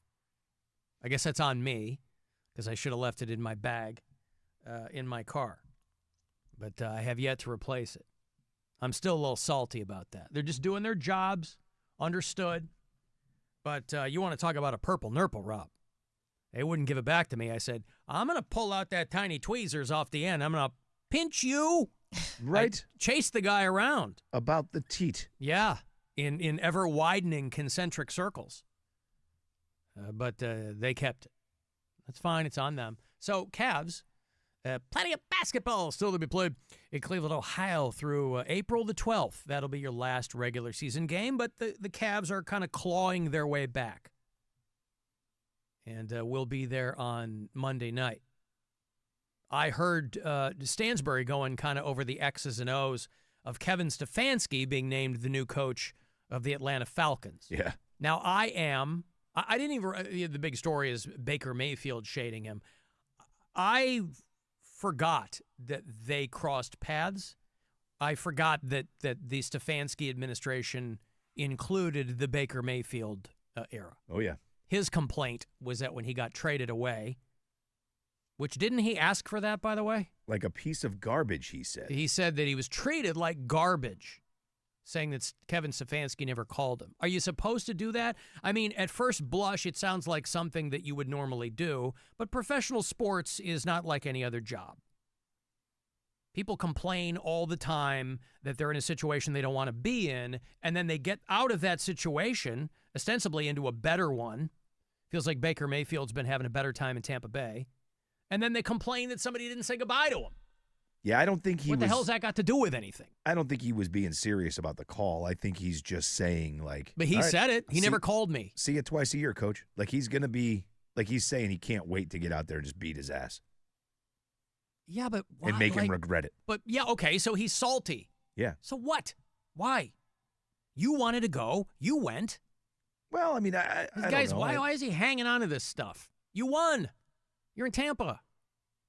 I don't get it. Some of that stuff, I think, we're not is talking personal. about you getting jerked off at the Cheesecake Factory parking garage anymore. You got what you wanted. But he asked for the trade after the Deshaun Watson thing. Like Yeah. they signed Watson. Then I would have done the same thing at that point. What are you going to do? I agree. Gonna play backup to Deshaun Watson? Right. I agree with all that. So what's the problem? Well, that happened on Stefanski's watch. Whether he wanted Deshaun Watson or not, they went out and hired a quarterback when they had someone that they allegedly believed in. Yeah. And they went and grabbed Deshaun Watson, destroyed the franchise. Yeah, I just don't get the whole, just move on. How long ago was that? 4 or 5 years ago? Yeah, it wasn't 6 or 7 years yet. 6? It's supposed to be the other way. I'm supposed to say it wasn't 6 or 7 years ago, Rob. 7. There you go. Stefanski. It reminds me of the scene. You watch Mad Men? I never watched the whole thing. I watched a couple episodes here and there. I didn't watch it first run. It's one of the shows now that I watch when I remember I'm watching it. So I'm like halfway through the 4th season. There's probably 7 or 8 total. I don't know. But there's a scene where Elizabeth Moss, her character, who has gone from, over the course of the first few seasons, she's gone from a secretary to like a copywriter. She's one of the creative people now. And hello? I'm sorry. That's an alarm. I apologize. I thought it was one of Jess's 50 alarms going off. No, that was mine. My one. Oh, okay. What time did your first alarm go off today, by the way, Jess? 6:45. 6:45. Okay. And you stood right up and got out of bed. I did. Feet hit the floor. But it reminds me of a scene in Mad Men. Don Draper, John Hamm's character, is like the main guy. And she comes in and talking about like giving him an idea or something. And he goes, yeah, that's the job. And she goes, but you never say thank you. And he's like, that's what the money is for. The money is for. That's how we say thank you. That's what the money's for. And you say thank you. You bring me ideas, and that's your job. Baker Mayfield. He never called me. So what? You going to another team. Rob, how many people have you gotten calls after you've been fired from a radio station? No. Or you've moved on? Did the program director ever call you and go, hey, buddy, hey, you know what? No, not once. I got an occasional call. Oh, God. I had one of my PDs that was like I thought a buddy completely throw me under the bus. Really? Yes. Wow. I was like, wow, indeed. I haven't talked to the guy since. Yeah, it was always people that worked for me that I heard from after I left. Like if I went somewhere or whatever, I would hear hey, hope things are well. Like there's one dude that still works in Providence where I was, who I hear from often. Like, yeah, no, I'll still talk to like colleagues. Yeah. You know, a couple. But bosses and every stuff? Place. No, not really. No, not Especially once. not if it's like, hey, time to move on. Well, obviously, if it's acrimonious circumstances, you're not going to call from them, but that's what this sounds like. Yeah, I think at the end of the day, I understand what he means, but also it's like, why are you wasting your energy on this? He got a raw deal. And I think at the end of the day, that's going to be he's going to throw whatever jab he can for the rest of his life. And now that Kevin Stefanski is in the division he plays in, he's going to play him twice a year, and he wants to whoop his ass. So he's going to say it publicly just to be a prick. Yeah, but wouldn't it be more of a dig to imply that Kevin Stefanski was defanged in that decision? It's not his fault. He didn't have any control. But whether it was his fault or it wasn't handled properly by anybody in the organization, right? So I think that's where he would take a shot at Haslam if he had to, right? Like he's going to take a shot at whoever's in the news. And yes, he gets the last laugh. Like he's had a great career. Listen, I am on record. I'm in professional sports for the names. In the Atlanta Falcons, I could probably name you one guy on the Falcons, and he's the friggin' because there's like 2 Asian guys in the NFL. Younghoe Koo is their place kicker, right? Oh, see, I was thinking you were going to go the other way. Their quarterback's name. Kirk Cousins. No, his last name is Pennix.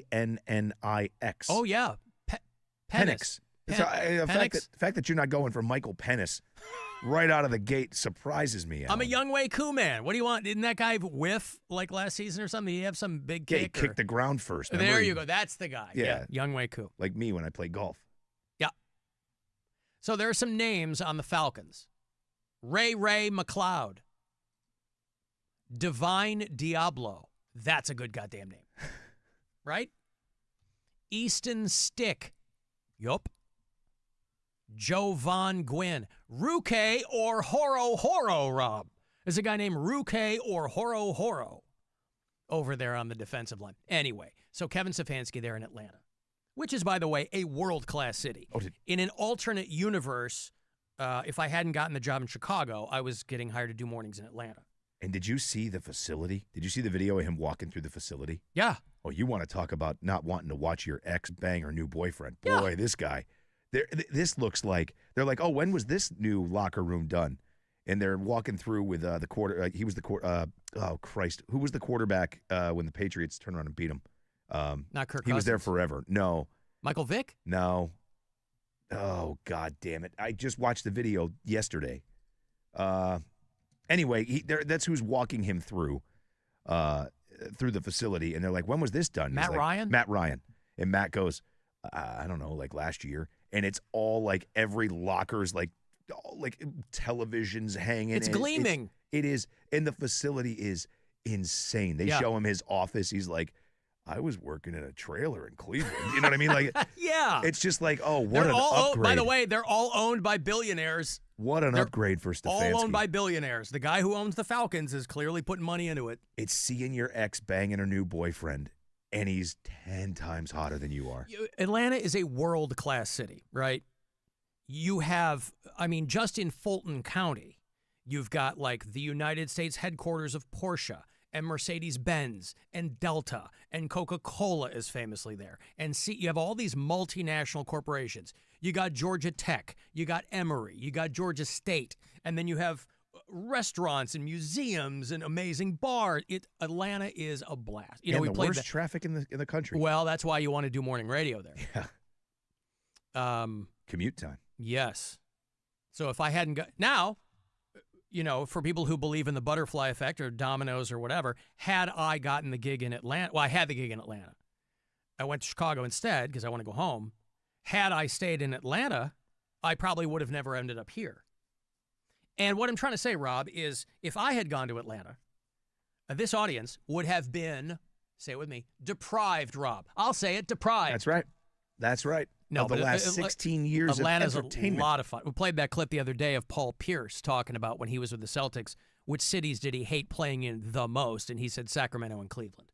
And he's like, you know, things aren't open after 8 o'clock. Guess what? Atlanta, things are open after 8 o'clock. Yeah, it's like another city that never sleeps. I love Atlanta. Atlanta's it's not nearly as segregated as like New York or LA or Chicago. Atlanta's a lot of fun. They're going to have a great time. What'd they sign him to? I don't know how long the deal was. It was a great deal. Yeah, of course. Jason, hello. Hey guys, how you doing today? What up? Real quick Baker Mayfield story. My ex-girlfriend works in the beauty industry, and one of Baker's, his fiance or wife now, I don't know which it is, was one of her clients. And we did dinner one night, and let me tell you, he hated it here.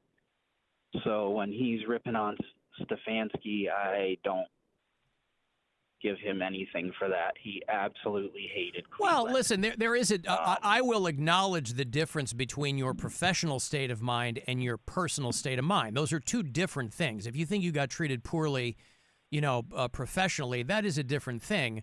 Again, a lot of these guys that come through, they're like, I don't want to go to Cleveland. I don't want, you know, more for the organization than the town. A lot of these guys aren't hanging out in town in the off season, right? The guy's from Austin, Texas. So he's like, yeah, a lot of those guys come from Texas. Johnny Football too, right? So they're like, yeah, it's whatever, it's fine. But, you know. But why whine about it when it's all said and done? Why complain about it when you want it out? I mean, that's what I'm saying. That's how I look at it. Everybody needs a villain, man. Thank you, Jason. That's what it is. Everybody needs a villain. Batman needs the Joker, Rob. That's right. It just says a 5-year contract. I don't see anything with money, but he signed a 5-year deal. All right. And these guys at that level, he's making at least $1 million a year. I would say yes, he is making at least $1 million a year. They're paying him. Can you imagine it? We signed him to a 5-year deal. We're paying him $875,000 a year. A reported $5 million deal. There over you the course go. Of 5. Yeah. No, I don't know the dollar amount, but it's guaranteed. We signed him to a big. 10-year, $1.5 million contract. Back in the day, that would have been a massive contract, by the way. Well, and there's no way that they're signing small deals at his level. And Right. It's a no-cut deal, and so no matter what, he's making money for 5 years. Like, he's going to be just fine. Just fine. And having a good time. And he'll probably do great with that team. All these guys, they're And he- fine. and They're he has a breathing quarterback. rarefied air, man. And he has a quarterback with the last name Penix. Right. Even if you don't want to be here, you're a multi-millionaire in Cleveland, Ohio, all right? Right. Like, what are you complaining about? Hey, $1,000. Bit of a step back, but to me and you, it's a lot of money, okay? I'm going to sign you to a 17-second, $1,000 contract right here, courtesy of the Buzzard Bookie, so good luck. This is your chance to bet with the Buzzard Bookie and win $1,000 now. Enter this nationwide keyword at WMMS.com. Bonus. That's bonus. Enter it now at WMMS.com. Bills obviously fired their coach because they lost to Denver, and people were, Josh Allen is married to that Haley Steinfeld, that actress. She is pregnant, and people were kind of dunking on him at the time because years ago before they met, she, for whatever reason, was a big Denver Broncos fan. So there are all these old photos of her, But Haley Steinfeld's uncle, her dad's brother, remember Jake Steinfeld? Yeah. Remember Body by Jake? Yep. He was like an 80s, 90s, like aerobics dude or something. That's her uncle. Infomercials. Jake Steinfeld. Wow. Now, if you have an aunt or a grandmother, they probably wonder if she's related to Jerry Steinfeld. See that comedian? No, you're thinking of Jerry Steinfeld. No, Grandma, you're thinking of Jerry Seinfeld. Of the Steinfeld show? No, Seinfeld. Honey. Oh. You got it? She was in that Sinners movie, and I was reading, they dropped the Oscar noms or something, and Sinners got like a record number of nominations. Have you seen it? No. No. But I was wondering if she got nominated for it, because she's in it. If only there was a way to look. You know what, Rob? Hey, Brian called a lot while we were gone. We were out as planned on Monday. We were out unplanned yesterday, and Brian filled in the gaps with nonstop messages. I pulled one. You're probably going to know this one. It's from a film. It was a very controversial film at the time, and he's a very popular song. My first love, your every breath that I take, your every move I make. He's in full-on Cowardly Brian man, he is loving mode there. I would show compassion for every underling. Yeah. Oh, our Cowardly Brian. Of the forest. You know the song, yes? I do. Yep. It's called Endless Love. This movie was a big controversy when I was a kid. You're talking 1981. Remember Brooke Shields, who was a teenager at the time. And it had already been controversial because she'd already been like naked in a movie when she was younger than that. And it was Lionel Richie and Diana Ross sang the theme song. And it was a huge hit. Movie was a huge hit. And I don't know what brought this to Brian's attention. He's in his feels. Your every breath that I take, your every move I make. And why did he do the Diana Ross part, I guess is my question. Could have done the Lionel Richie part. I want to share all my love with you. Oh, what a song, what a film. Did you ever see Endless Love? Did you ever watch that? No. It was on in the early days of like HBO and Showtime. And I remember it was like, it initially got an X rating because they're both, in the film, they're playing 15 and 16-year-olds. And I think those were their actual ages. It was Brooke Shields. Both of them were underage and naked, and the guy in the film is this guy named Martin Hewitt, who I think He thought for sure he was going to blow up from that movie, and I think he went away right away. I don't even think that guy's in the business anymore. But it was like a big deal at the time. Tom Cruise's very first film was Endless Love. He had a bit part in that. Yeah, I've never seen it. Lionel Richie, who, by the way, Lionel Richie is a G, too. He's a Freemason. I thought you meant a grandfather. He's a... That yeah, too, yeah. That too, yeah. Might be a GG at this point. I mean, Lionel Richie's wife beat up his girlfriend back in the day. Baller. That's a G. What a baller. He's a Freemason. Remember the Freemason song? Who controls the British crown? Who keeps the metric system down? We do. We do. Who leads Atlantis off the maps? Who keeps the Martians under wraps? We do. We do. I mean, that doesn't sound like Lionel Richie, but I have to imagine he's in there. Little different. Yeah. He is one? He's a Freemason. I did not know that. It's funny, though. Remember when secret societies were a big thing? The Masons and the Knights Templar, right? They spawned 1,000 conspiracy theories. Everybody with a tinfoil hat used to talk about the Masons. Nobody talks about him anymore because ultra-rich people just opted for open villainy and kleptocracy, right? They don't hide anymore. All these secret societies where they get together. Now they just do it in the open. And the only thing, all the conspiracy theories went away because they're like, oh yeah, that's all made up because now they're just. The only thing secret in the Masons is the rituals of it. I'm one. You're a Mason? I am. There's nothing like people. Rob. People think it's all this stuff, all this top secret things. Let's write a book and have Tom Hanks play a movie. It's not. It's a philanthropic organization. That's just what they want you to think. It's a philanthropic fraternity, Alan. Just what they want you to think. Let me show you all my tattoos. I'm covered. Freemason tattoos. Rob is a Freemason. Oh, yeah. How about that? I make up all kinds of stuff for you now. I mean, my uncle was in Knights of Columbus, but I don't... Was he? Look at those dumb hats. I don't think that's the same thing, though. It's a little different. All right. Freemason. It's all right. Hey, remember the movie Labyrinth? There were no naked teenagers in this, from what I recall. There was a little baby, David Bowie in a dumb wig. It's a Jim Henson film, and they're celebrating their 40th anniversary. They're doing Labyrinth in concert. A live showing of the film, accompanied by a live band for all this great music. This is peak 80s Bowie. It's going to happen this fall at the world-famous Agora. If you're partial to this film or David Bowie, there's a Venn diagram that becomes a full circle. Sunday, September 27th at the Agora. AXS.com for the details. You want to go see Labyrinth live in concert this fall? Call 216-578-1007 or 800-348-1007. The Alan Cox Show. On 100.7 WMMS. We got stuff. You want stuff.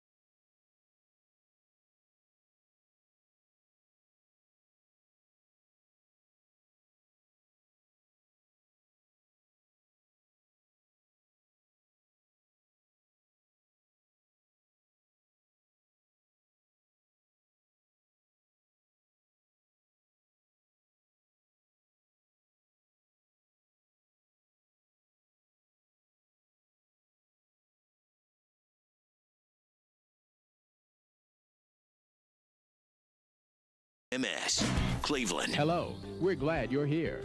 If you need assistance or just have a question, our associates will be glad to help you anytime. Call the Alan Cox Show, 216-578-1007 or 1-800-348-1007.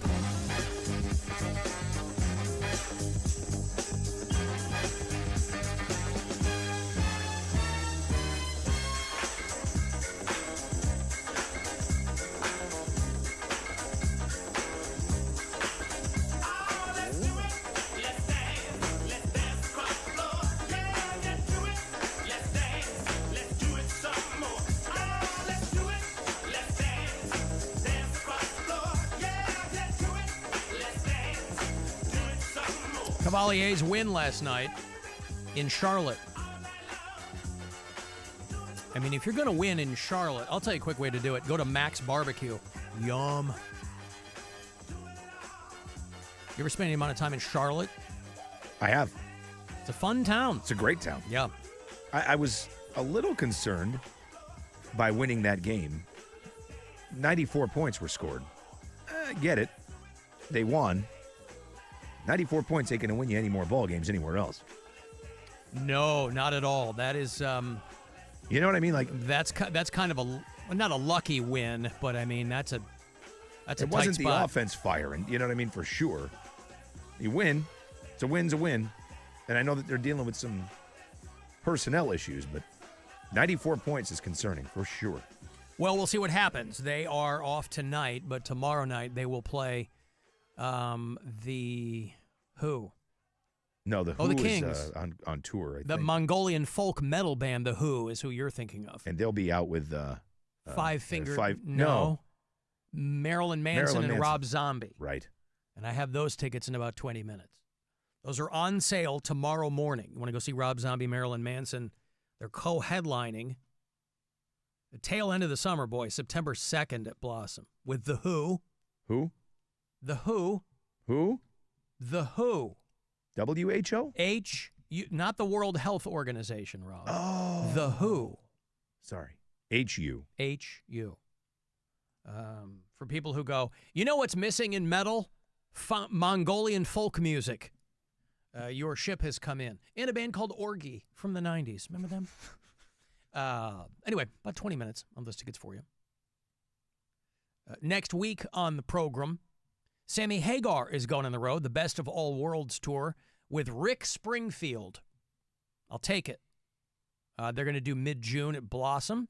I had Chelsea Handler on the show earlier in the week. I will get you in to see her next week. If you want to see the High and Mighty tour, Chelsea's back in March at the State Theater. The Claypool Gold tour. That's a whole... Les Claypool must be a guy who gets easily bored, because they go out on that Say Santa thing with a perfect circle, And so he goes out now with Primus and Frog Brigade, and he and Sean Lennon. So if you're into Primus, obviously, I don't know that I've ever met anybody who was like, oh, I love Primus, but I hate the Frog Brigade. It's different points on the same kind of spectrum. So they're going to do June 2 at Jacobs Pavilion, and then I'll have Monsters tickets for you. Saw a billboard on 71 that AHL All-Star Game is in Cleveland. 2027. Next year, next February. Yeah. Yep. That'll be fun. Huge. That's great. Monsters taking on the Belleville Senators. End of the month at the Rocket Arena. So that's all next week. But the Cavs will play tomorrow night. Play the Sacramento Kings. 7:30 Sack on MMS and on the iHeartRadio app. You can listen there as well. Hey, Jess. Oh, hey there, Rob. You guys are always talking about getting fan events going again, and I got the perfect thing.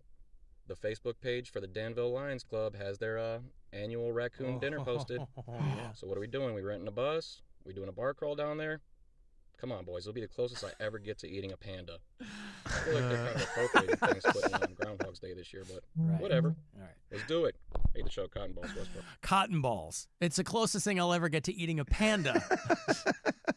I didn't even know that was mildly aspirational, cotton balls. Hey, listen, if I... Number one's panda. Number two, okay, raccoon. The Danville, Ohio Lions Raccoon Dinner. How far is it? That's down there, boy, isn't it? Let's see. Danville, Ohio? I know Danville, Illinois. Danville, Ohio. Knox County. There's 1,000 people in that town. So it's like... It's not that far. It's like between Mansfield and Columbus. I mean, it's a haul. Worth the trip for freshly grilled raccoon, Rob. I think so. It's an hour and 45 minutes. Yeah. From here. They're actually grilling raccoons. Oh, yeah. Everything. It's like Since 1944. Last year we talked about it. They were celebrating their 82nd anniversary. Okay. We should February 2nd. It's not that far off. A couple of weeks. Keynote by Ohio Lieutenant Governor Jim Tressel. Everybody shoots a load over Jim Tressel because he was the OSU football coach for a long time. Yeah. Who knew they needed a keynote? Gee, I wonder what he'll say. Anyway, in Danville, they serve from 4:30 to 7 p.m. How is this not good? Listen, it's prepared by pressing it, breaded, fried until brown, and then placed in a roaster to cook for roughly 3 hours. It's going to fall apart. Fried, and it's fall off the bone coon, Rob. Yeah, man. Do you think they taste like garbage? No. No, I bet you it's good. You get raccoon. That's your top line, right? That's your marquee name. You get raccoon. You get dressing. You get mashed potatoes, cornbread, vegetables or slaw, Rob, coffee or milk. Now, coffee or milk. Hey, what pairs well with grilled breaded raccoon? Glass of cold milk. How about milk? Whatever's going to wash away the greasiness of the raccoon faster. Yep. And they are raffling off a shotgun. Ooh. So listen, kill your own raccoon. Hey, we can't do everything for you, all right? Next year, why don't you get out there and contribute to this coon haul? Why don't you shoot your own? Anyway, Cotton Balls wants to go. I'm in. The net, you go, Alan, that's great. You got to buy a ticket. What happens to it? The net proceeds of the raccoon dinner fund 3 $1,000 scholarships for students graduating from Danville High School. Perfect. Perfect to keep it in the community. Higher education. Even more reason to go. Yep. And it's probably not hard to disseminate those since there are probably 10 kids in the graduating class of Danville High School. A very small town. It can't be bad. The 83rd annual Danville Lions Club Raccoon Dinner Program. I feel like raccoon would taste like greasy like duck. Like kind of gamey, I would a little bit. Not like duck. It would definitely be greasy and gamey. Probably sure. more like rabbit. Rabbit, squirrel, any of that Yes. that type of Anything stuff. that's got the waft of rodentia to it. Right. Have you eaten a squirrel? I have. I've had squirrel. I've had snake. I've had horse. I've had... Tell me what horse tastes like. Chicken? I'd say probably more like a steak, right? Well, I had horse tartare. Oh, that's horrible. It was great. I had it a few times. Raw horse. Does it taste like beef tartare? Yes. I mean, again, anytime you're eating exotic meat like that, I always wonder if it's like a psychosomatic, like the power of suggestion. Your brain goes, oh, you're eating horse. But under normal circumstances. So, yeah, I had it twice. It's legal in Canada. So there was a restaurant we used to go to every time we were in Toronto called the Black Hoof. It's gone now. But we would go every year. It's in Little Portugal. And they would serve horse tartare. No thanks. And I loved it. Yeah, but again, it's one of those things where if somebody gave it to you and didn't tell you what it was, you wouldn't think twice. You go, oh, this is great. Yeah, but if they didn't tell me what it was, okay. But knowing what it is, I wouldn't be able to eat it. That's what I mean. So to me, I don't care what it is. I'll try anything. But then once you found out, you went back for seconds. Yeah. See, I couldn't do that. Even if I was like, oh, this is the Delicacy. greatest thing I've ever had. Really, if you ate an exotic animal and you really liked it, it would still, the thought of it would still supersede the fact that it tasted good? The horse thing, I couldn't do a horse. Really? No.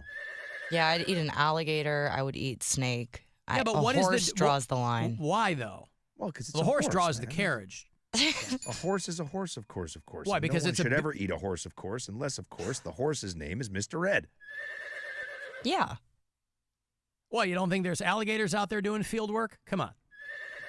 When I think about Rude. eating horse, like I just think of like the horse butt cheek. This big, beautiful animal, a horse butt cheek. Yeah, I don't You mean know. the haunch? I mean, horses are all muscle. So again, I don't know what they didn't get granular with the description of it. I don't know what part of the horse. That's all I know. I don't. Again, my older daughter was an equestrian for a decade and a half, but I don't know about horses. She was, I don't have to tell you, quite freaked out when I told her that I had horse on a couple of occasions in Canada. Yeah, horse and dog. I feel like those are the two things that I would eat dog too. Totally off limits. What about for cat? I will eat anything once. Now, here's the problem. Problem is, if you're trying exotic or unusual meats like that, if you really like them, it's not like they're readily available, right? The problem would be if you really, really loved dog. And then you're like, well, it's not like I can go somewhere stateside and get dog. And you can, obviously, plenty of other meat that's readily available. It's making me ill. The raccoon is probably very gamey, right? We I should would go and assume try so. it. I'm in. I would assume it's very It's gamey. probably greasy. When I had squirrel, it was in a gumbo. So it wasn't Same. like I was, you know what I mean? You weren't eating it like Right. straight. But those animals eat trash. Every animal eats trash at some point. I mean, we're not animals that are, I don't know. Yeah, raccoon. But I mean, they're not cooking the stomach and its contents. I mean, they're taking everything out like any other animal, I would try it. I just type in what does R and it instantly goes to what does raccoon taste like? A rich gamey It didn't meat. go to what does Rob Anthony taste like? No, no. A rich gamey meat often compared to a mix of lamb and mutton. Okay. Greasier and tougher. I like lamb, but I can't imagine that tastes like lamb. Well, this is what I'm saying, Jess. If you were to have raccoon and you were like, ooh, I really like this. I would try it, I guess. This is what I'm saying. I'll try anything one time. Raccoon, Sometimes yeah, I'm even in. twice. All right, let's get the party bus booked. I could never, ever, ever try like domestic animals, dog, cat. I mean, there the are horse. It's horse, man. And everything you've ever heard, like even in the movie Caddyshack, it was a punchline, right? Oh, you can still see the marks on him where the jockey was beating it. Tell him Yeah. this is low-grade dog food. Yeah. Right? So it's like, well, because it's not widely accepted. Like, I understand it. You go over to Asia, if you were like, oh, we have chicken, they'd be like, what, are you insane? They're eating dog. They're eating, just depending on where you are in the world, obviously you have an emotional connection to certain animals and not to other ones. yeah. So I understand the whole brain thing. If it were up to me, I would never eat meat at all. Like, I don't like the fact that I eat meat. I do like I just meat. enjoy I don't it. eat a lot of it. I do like meat. I don't like the way it's produced. No, You really do that's feel like a what- scumbag when you eat meat, but I don't have philosophical opposition to it. I have environmental opposition to it. I struggle at times. Like, I'm like, oh, okay, I gotta buy the package that's 3 times the amount because it says they lived on a nice farm and didn't live in a cage. I don't do that. I assume that's all marketing. They're telling you what Of you want course to it hear. is, and I'm paying extra for it. I Yeah. get it, but it bums me out, man. I like a good filet, boy. See, like my favorite thing in the world, I love veal. Love it. Love it. Oh, God, do I love it. Veal, anything. Franchise, you name it. The best. I can't eat it. If I see it, I want to order it. I can't do it. Yeah. Veal's baby Cow. sheep, right? Yeah. Cow. Oh. They never leave the box they're in. Like they're Yeah, they born and soften thrown them into a up. box, and they Yeah. don't want them to get any muscle on them. That's why it's so tender. Yeah, I'm I can't do it. agnostic about veal. I'm like, it's Oh, I fine. love it, man. Yeah. It is so good. Now, I don't know if it's coincidental or if it's there's some irony. I don't know what it is, but that raccoon dinner is on Groundhog Day. Monday, February 2nd is obviously Groundhog Day, and that's when they're having it. So maybe it's a poke in the eye to the groundhog community. I don't know. I don't know what that would be. Hey, Jamie. Hey, I had cat, and it's delicious. Oh, good for you. Locally or elsewhere, where it was socially No, I was- acceptable? Well, I was in the Marines, and I was in Panama, and we were in the bar, and we were pretty bombed. But we come outside, and there's like these hibachi guys cooking all over the place, And so we got some food, and it was freaking delicious, man. It's this grilled meat, and we were eating the crap out of it. They couldn't make enough of it. We just sucking it down. And our sergeant, he was Puerto Rican, so he spoke the language, and he comes over and he's laughing at us, and he told us that you guys are eating cat. And we're like, well, man, it's the best damn cat I ever had. I loved it. Did you keep eating it once you knew what it was? Hell yeah, man.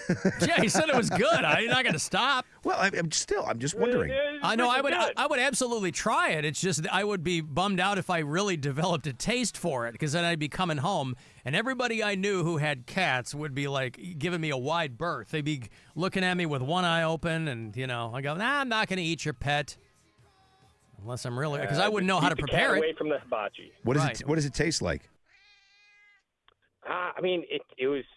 I don't know, man. It tastes like pork. Like pork? It was like barbecue pork. Like, if you get the barbecue pork sticks at like the Chinese restaurant or whatever. Yeah.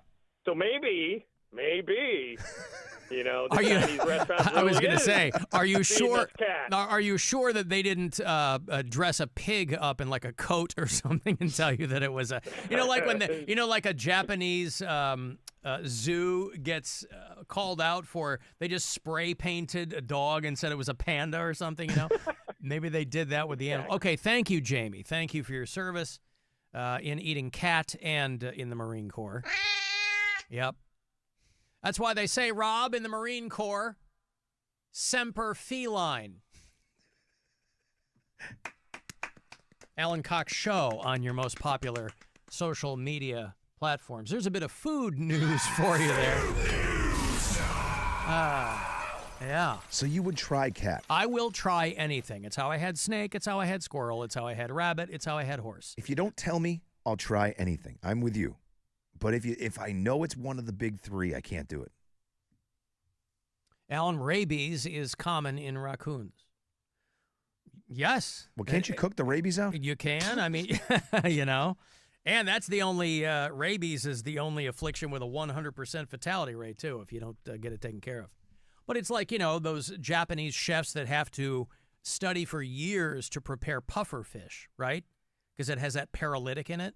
If it's prepared wrong, you can die. Raccoons, I'm sure that, people aren't dropping dead from eating. I guess any meat improperly prepared could jam you up. But. Yes, cooking, especially boiling, destroys the rabies virus in meat. So we will not be eating raccoon tartare, but we could have the breaded, fried, and then slow-cooked raccoon at the festival. Our friend Bill Squire, when he was a Mormon missionary, told the stories many, many times when he was in the Philippines. He was eating things like that. He's eating guinea pigs and all that kind of stuff. So, your regional delicacies, but parts of the world, their entire cuisines are based on what's around, And so there aren't a lot of ranchers in Hawaii, for instance, right? You're not getting a lot of steaks in Hawaii, by and large. It's just way more expensive, right? Because they got to ship it over. Yeah.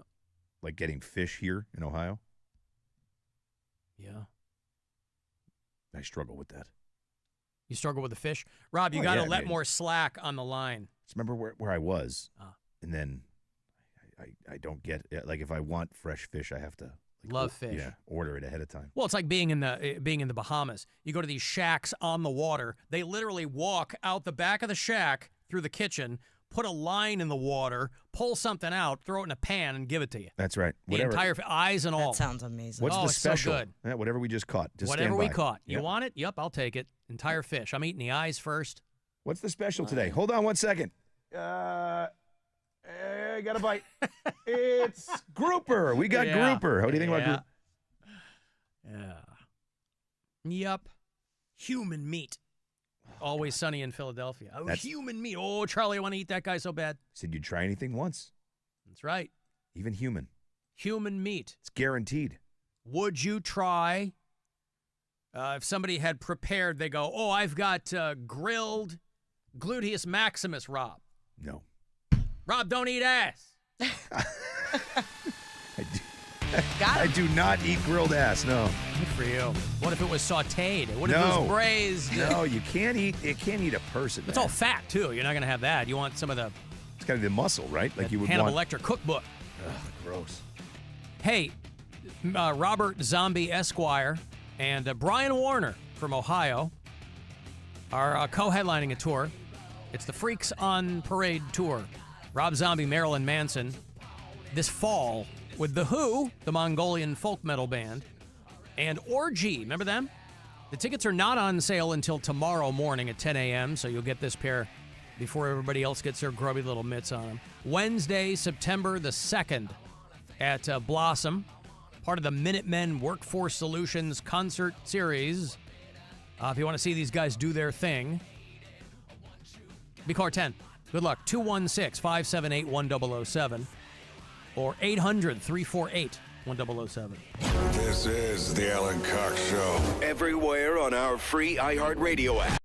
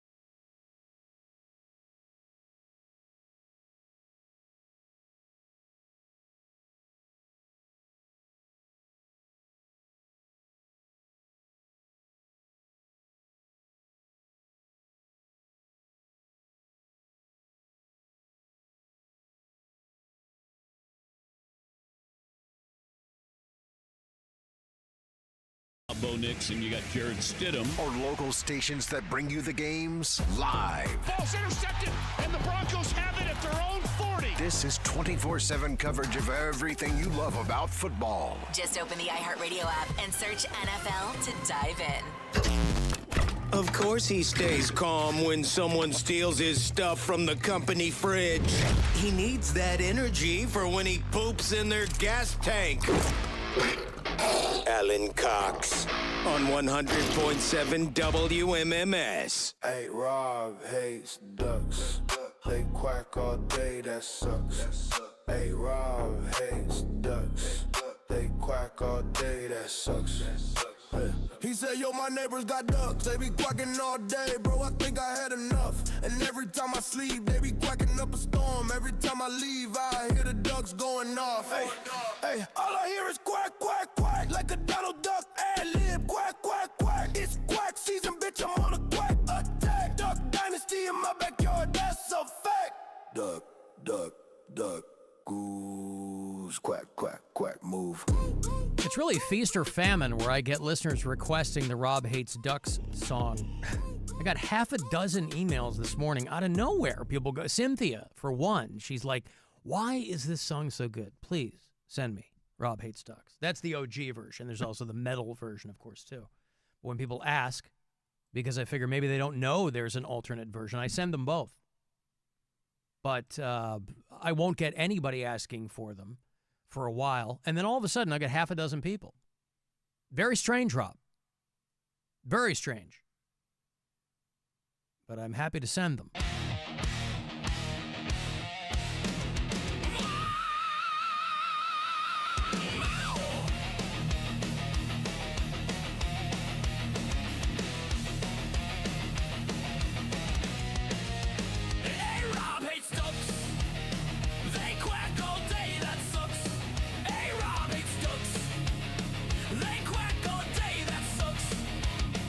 Yeah, you get it.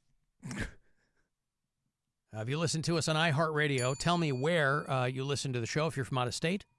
I'd like to know where people are on our map. Ray and Colleen listen in Milford, Delaware. Know where Milford is? I do. Mark is in Key West, Florida. That's where the cocaine just washes up against your boat.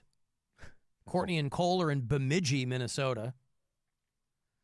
Julian is in Morenci, Arizona, and Chris listens in Arlington Heights, Illinois, out by O'Hare. You can leave messages for us as well. Alan, this is Rich down in Jacksonville, Florida, listening live to the show today. You brought up eating exotic animals and how you used to eat horse. Rob said that he really wouldn't be into it. To tell you the truth, I'd really like to try elephant, but even more, I really hope they bring the mammoth back from extinction. I'd really like to try the mammoth. Our ancestors hunted that giant animal. It wasn't easy to hunt, but they hunted that thing. It had to have tasted so good. Anyways, hate the show. Bye. You know when they, thank you, Rich. You know when they Jurassic Park us back into all of these predators back on the planet, who knows? We could be eating mammoth. Try elephant. I don't know. I don't have. Did you see about the? They call it a killer elephant that is rampaging in India. How do you not? Now, I'm going to sound stupid, but it ain't the first time and it won't be the last. How do you not get out of an elephant's way? They're fast. They're faster than you think. I know they're fast. I understand that. I'm just saying, how do you not get out of its way?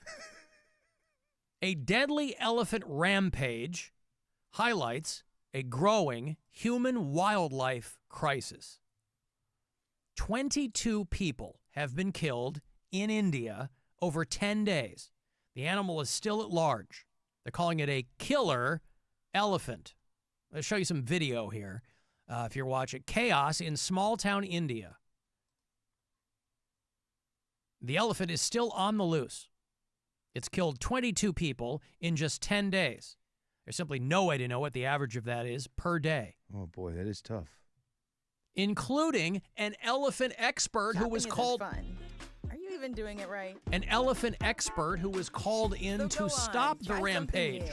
Or different. Hoisted with his own petard. Well, he died doing what he loved, Get you. trying to stop elephant rampages. And and totally brag about But it. how do you not? I get that they're fast, CSW. but it's not like Let they us can surprise sneak up you. on you. Maybe they can. I'll show you some of these. So it's fast. It's just throwing people around, and they're running away in groups. Oh, my God. Hi, I'm Johnny Knoxville. This is the Pachyderm Punch.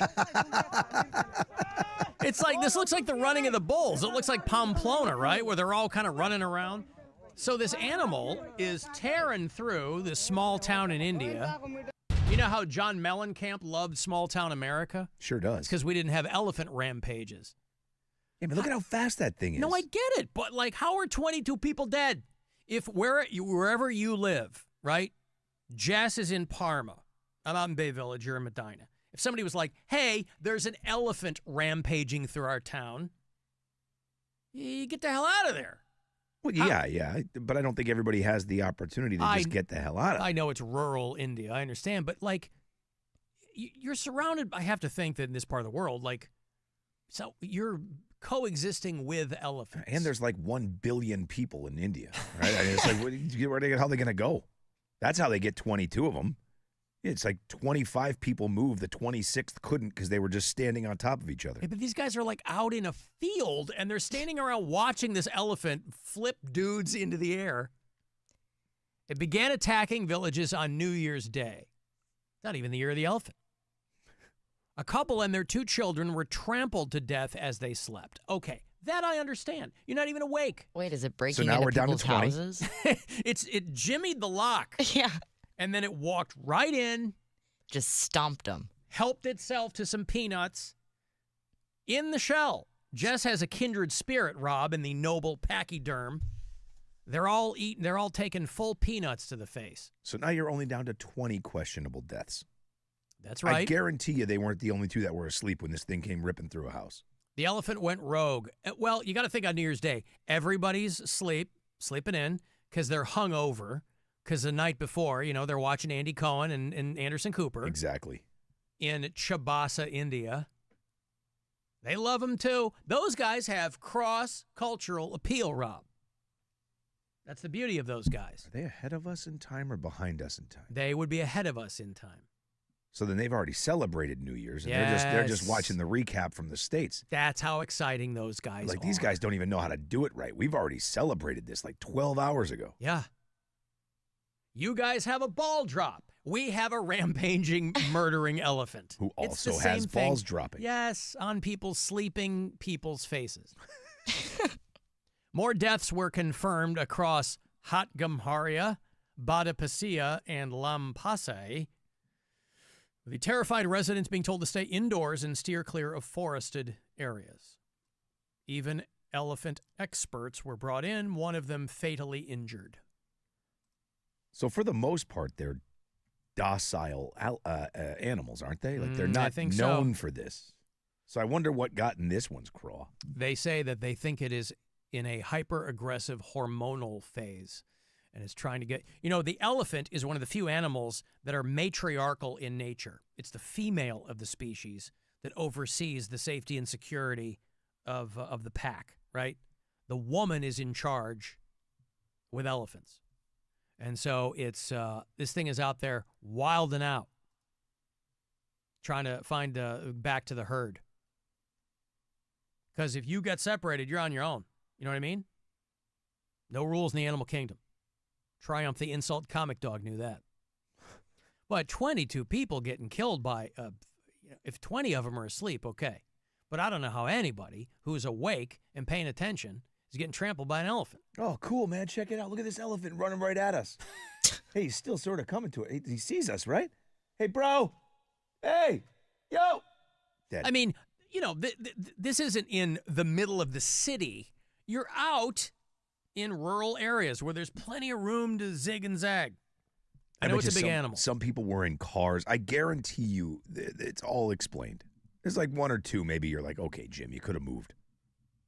And I'll tell you what, if I saw that happening, because somebody texted pointing out that animal in that video looks like he's having a great time.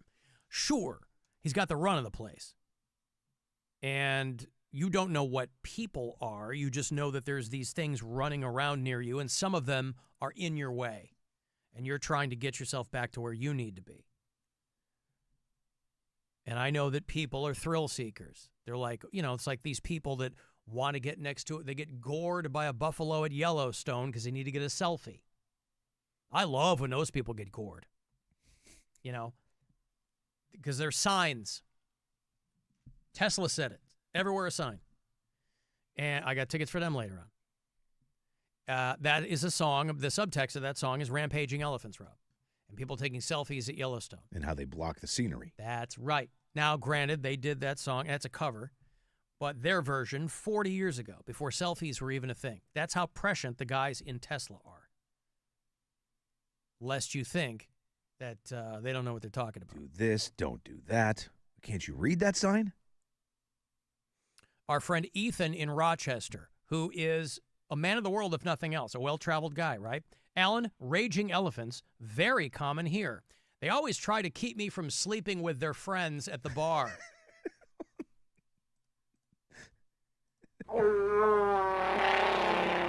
Well, Ethan, I don't think you should be sleeping with anyone at the bar. Why don't you take them either to your place or theirs?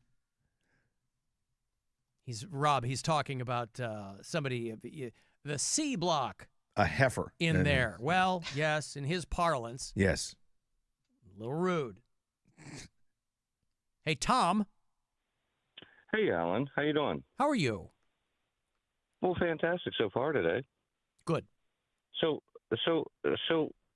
why are they fighting an elephant off with machetes and sticks? I mean, do they not own the elephant gun? I mean, listen, these guys are running around the field, and the video that I saw, even the expert who came in, hey, we need help from a neighboring village, right? Right. That person died. Yeah, I know. I saw the video, and I couldn't believe it. I'm going, why does the expert not have a gun? Doesn't the expert know that the elephants can kill everybody? Maybe they don't want to put it down for some reason. The expert's, he's just such an elephant lover. Well, couldn't imagine pulling the died trigger doing what he on it. loved. Yeah, thank you, Tom. I appreciate it.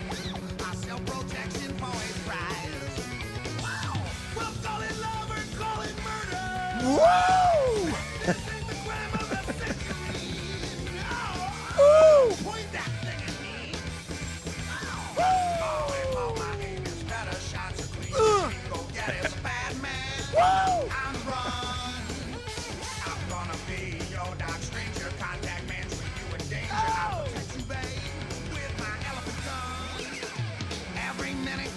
When you play both sides of the law. How about that? A little DLR in the mix. I love that it's those drops are so interchangeable. It's so great. Could be in any song. Very much so. Hey, $1,000 here for you as promised. It's your second to last chance to win today. Start it up again tomorrow morning with RMG. $1,000 from the Buzzard Bookie. Good luck. This is your chance to bet with the Buzzard Bookie and win $1,000 now. Enter this nationwide keyword at WMMS.com. Friend. That's friend. Enter it now at WMMS.com.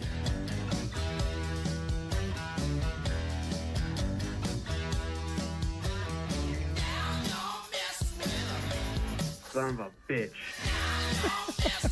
Son of a bitch.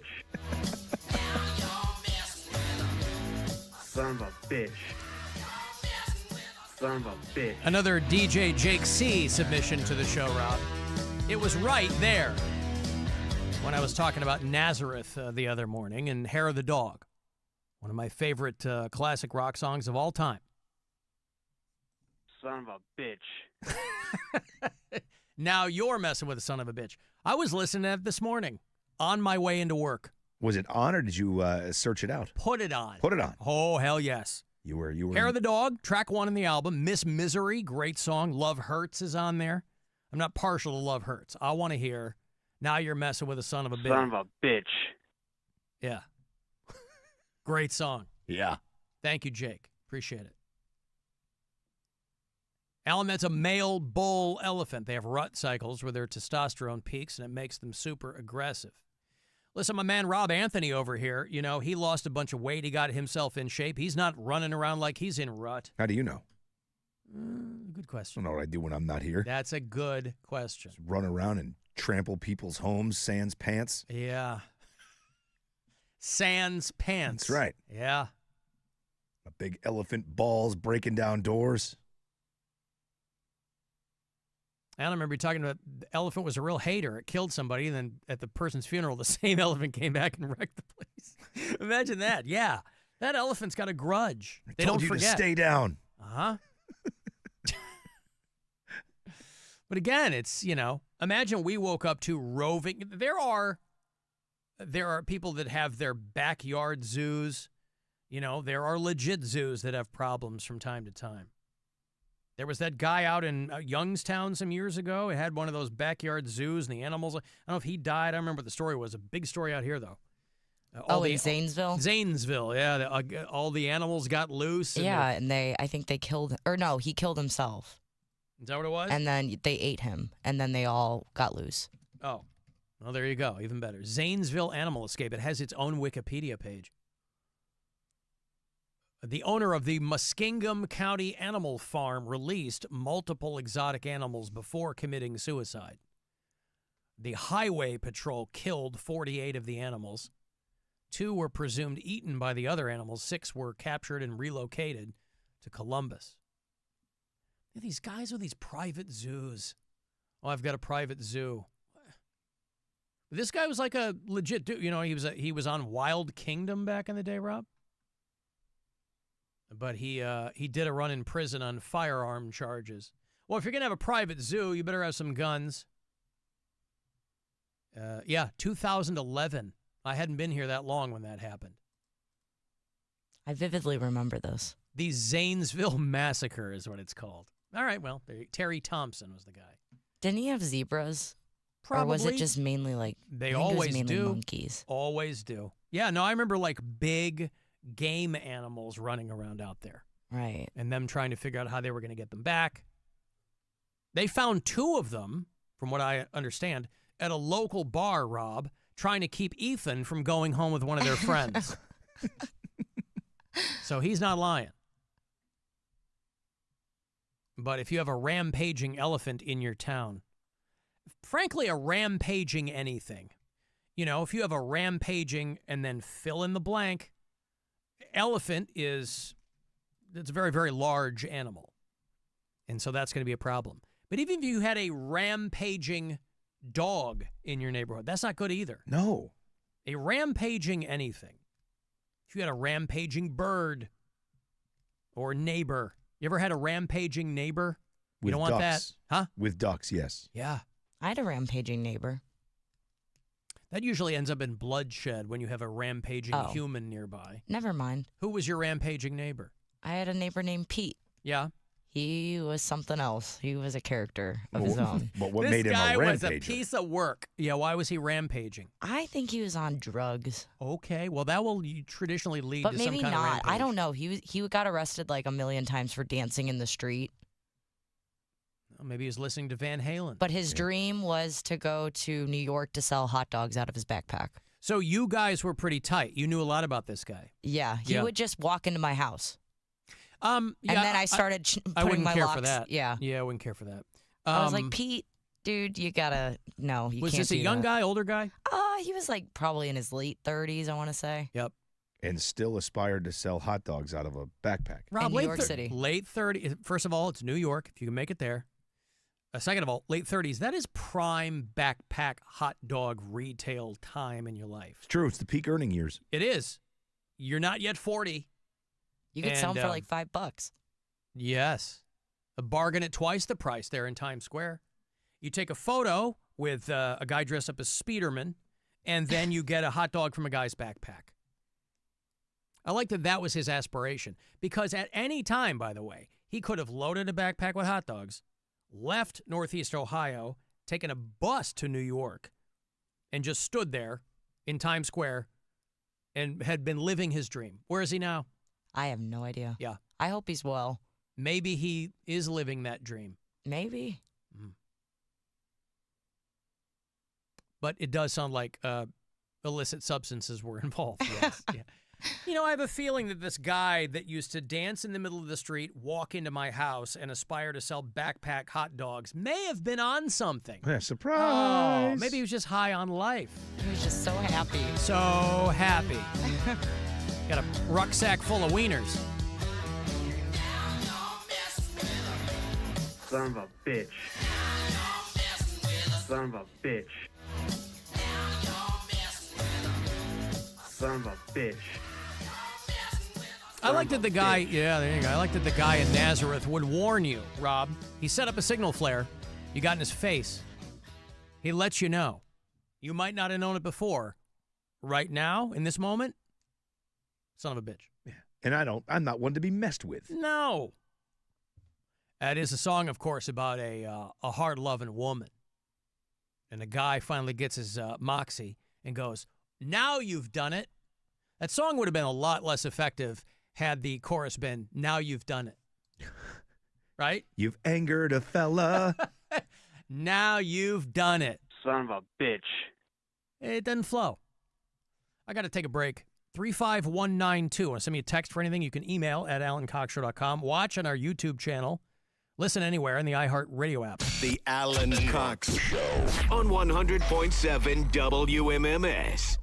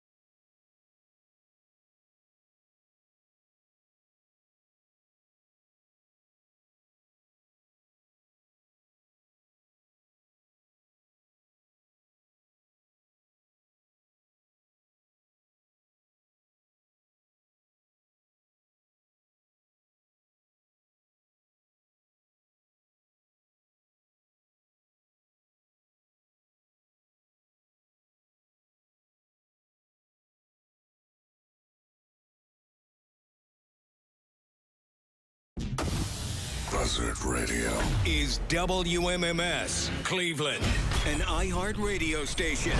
Guaranteed human. Call the Alan Cox Show. Thanks for turning me on and allowing me to spend this time with you. I hope I can turn you on. 216-578-1007 or 1-800-348-1007. Sitting is the opposite standing. Sitting is the opposite of running around. Sitting is a wonderful thing to do because you sitting. Sitting is the opposite of standing on your head. Sitting is the opposite of hanging on me. But sitting is a wonderful thing to do. I got one thing to say. I think that sitting is something that people say it is bad, but you know that sitting is actually good because you deserve to relax. It's kinda like a nap, it's kinda like something else, but it is actually just sitting. People love to sit, Rob. They love to sit. That's how much exercise sucks for a lot of people, right? Yeah. You got to force yourself to. I force myself to do it. I work out every morning. I have an alarm that goes off here at work for my midday pump, Rob, where I go back down to the gym here, get the blood moving a little bit, a couple of laps around the block when it's not 2 degrees out, right? Because otherwise, I'm sitting all day long. I'm like some chicken accounts payable. I'm sitting all day long in this studio. You gotta move. Gotta move in the morning.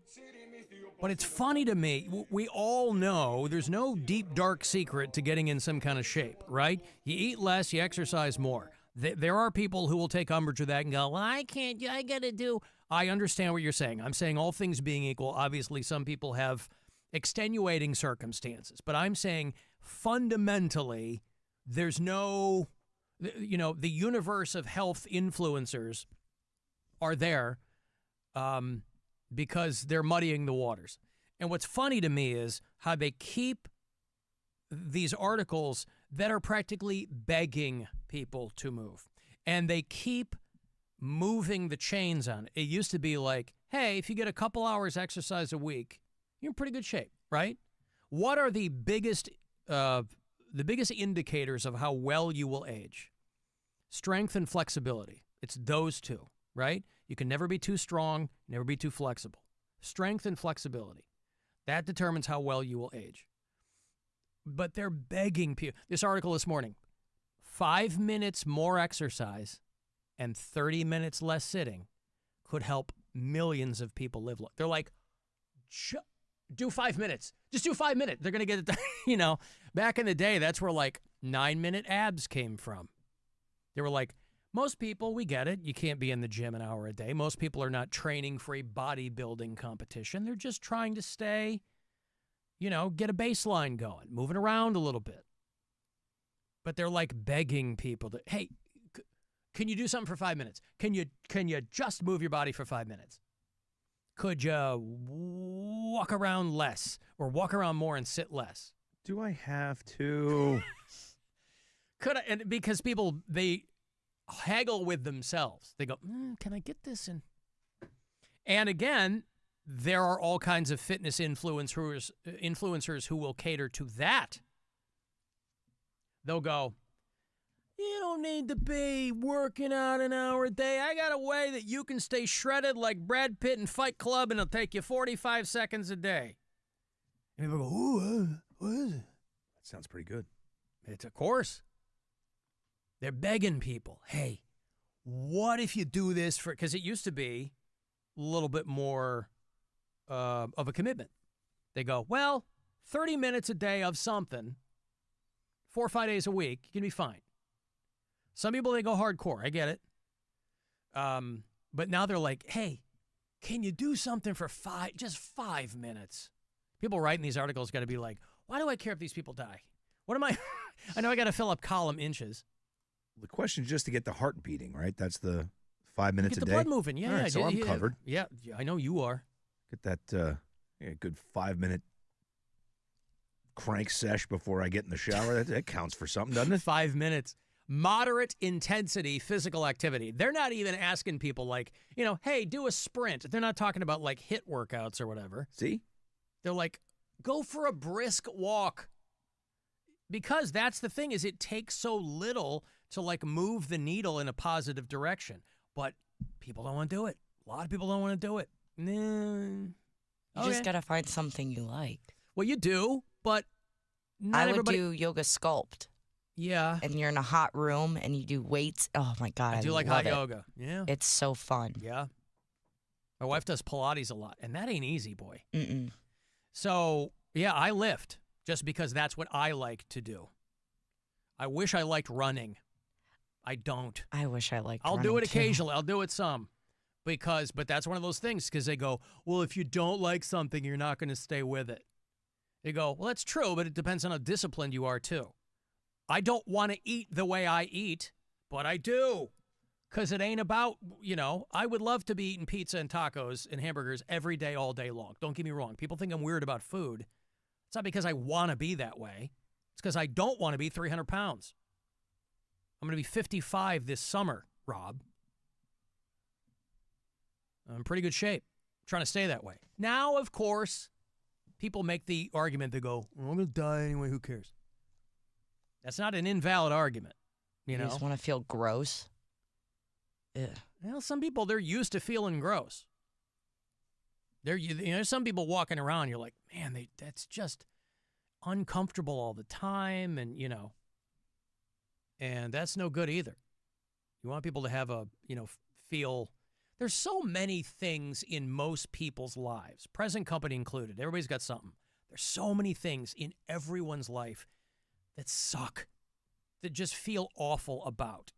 I would think you'd try to kind of stack the deck in your favor a little bit by being like, I'll go do this. When that show The Biggest Loser used to be on. There were all these articles about how they were, the trainers are selling these people a bill of goods and blah, blah, blah. It's like, okay, well, they are first and foremost making television. It's a television show. They're trying to create entertainment here. But the fundamentals of it are, these people exercising more, eating less. Guess what? They end up looking pretty good. I would watch that show for the same reason I would watch the beginning episodes of American Idol. I wanted to laugh. I never saw The Biggest Loser. I remember that Jillian Michaels came from that show. I think that's where she blew up, was from The Biggest Loser. And that Bob guy, right? Yep. I have like a book of his or something because he struck me as an interesting guy aside from that. But I never watched the show. I'm pretty sure I read an article about some of those people that were on that show. Once they were off of it, they gained all the weight back. Well, yeah, because they don't keep up with the routine. They don't stay with the things that was keeping them thin. They give up and they go right back to eating a box of Ho-Hos for breakfast and wonder why they gained 300 pounds back. That's the thing, though. That sounds great. Of course it sounds great. But you can't do it. Moderation. I'm not good at that. Not good at any of that. Moderation. Speaking as the one person on the show probably who could attest to feeling like crap for the majority of my life, I've always kind of fought back and forth with weight and stuff. I go up, I go down. I watch myself, I work out, and I realize I hate it. I don't do it. And I start eating what I want, drinking what I want. And, then you end up where I was before. Well, and somebody texted me, I broke my foot in September and I'm in a boot and I've gained 20 pounds. That all sucks, man. You know what I mean? Like, you don't feel good otherwise. You're like, I'll eat this because at least that'll kind of give me a dopamine hit or whatever. And next thing you know, and you're less mobile, and I understand all that. But it's like, I don't know. Me, I'm like, I'm eating just to put stuff in my body. I don't care. Yeah, you're stress eating, you're depressed eating. All that stuff is what's happening with these guys. Yeah, which I understand, but it's like. Well, I have to watch myself now because ever since I quit drinking, I didn't think having a sweet tooth was a thing. And they always say that if you quit drinking, you'll have a massive sweet tooth. And I never like sweet things at all. Now, oh my God, I love ice cream and I like frosting and all that kind of stuff. She puts frosting on her ice cream. Yeah. Frost that ice cream. Yum. It's it won't so stick. good. No, I have a huge sweet tooth, but I got to fight it all the time. Now I do, yeah. Yeah. It's just so good. Jess said some guy called. He was, I guess, too much of a wimp to talk to me, but he was mother effing me about why? Because the elephant thing? Well, she's on the phone. Oh, she's on the line. Every time I bring her in. No, in the break, she was like, some guy called, and he was cursing you. I go, why you put him on hold? She goes, I told him he wouldn't do it. What was he mad about? I don't know. She said something with the elephants, but I was like, about what? I don't know. Elephants.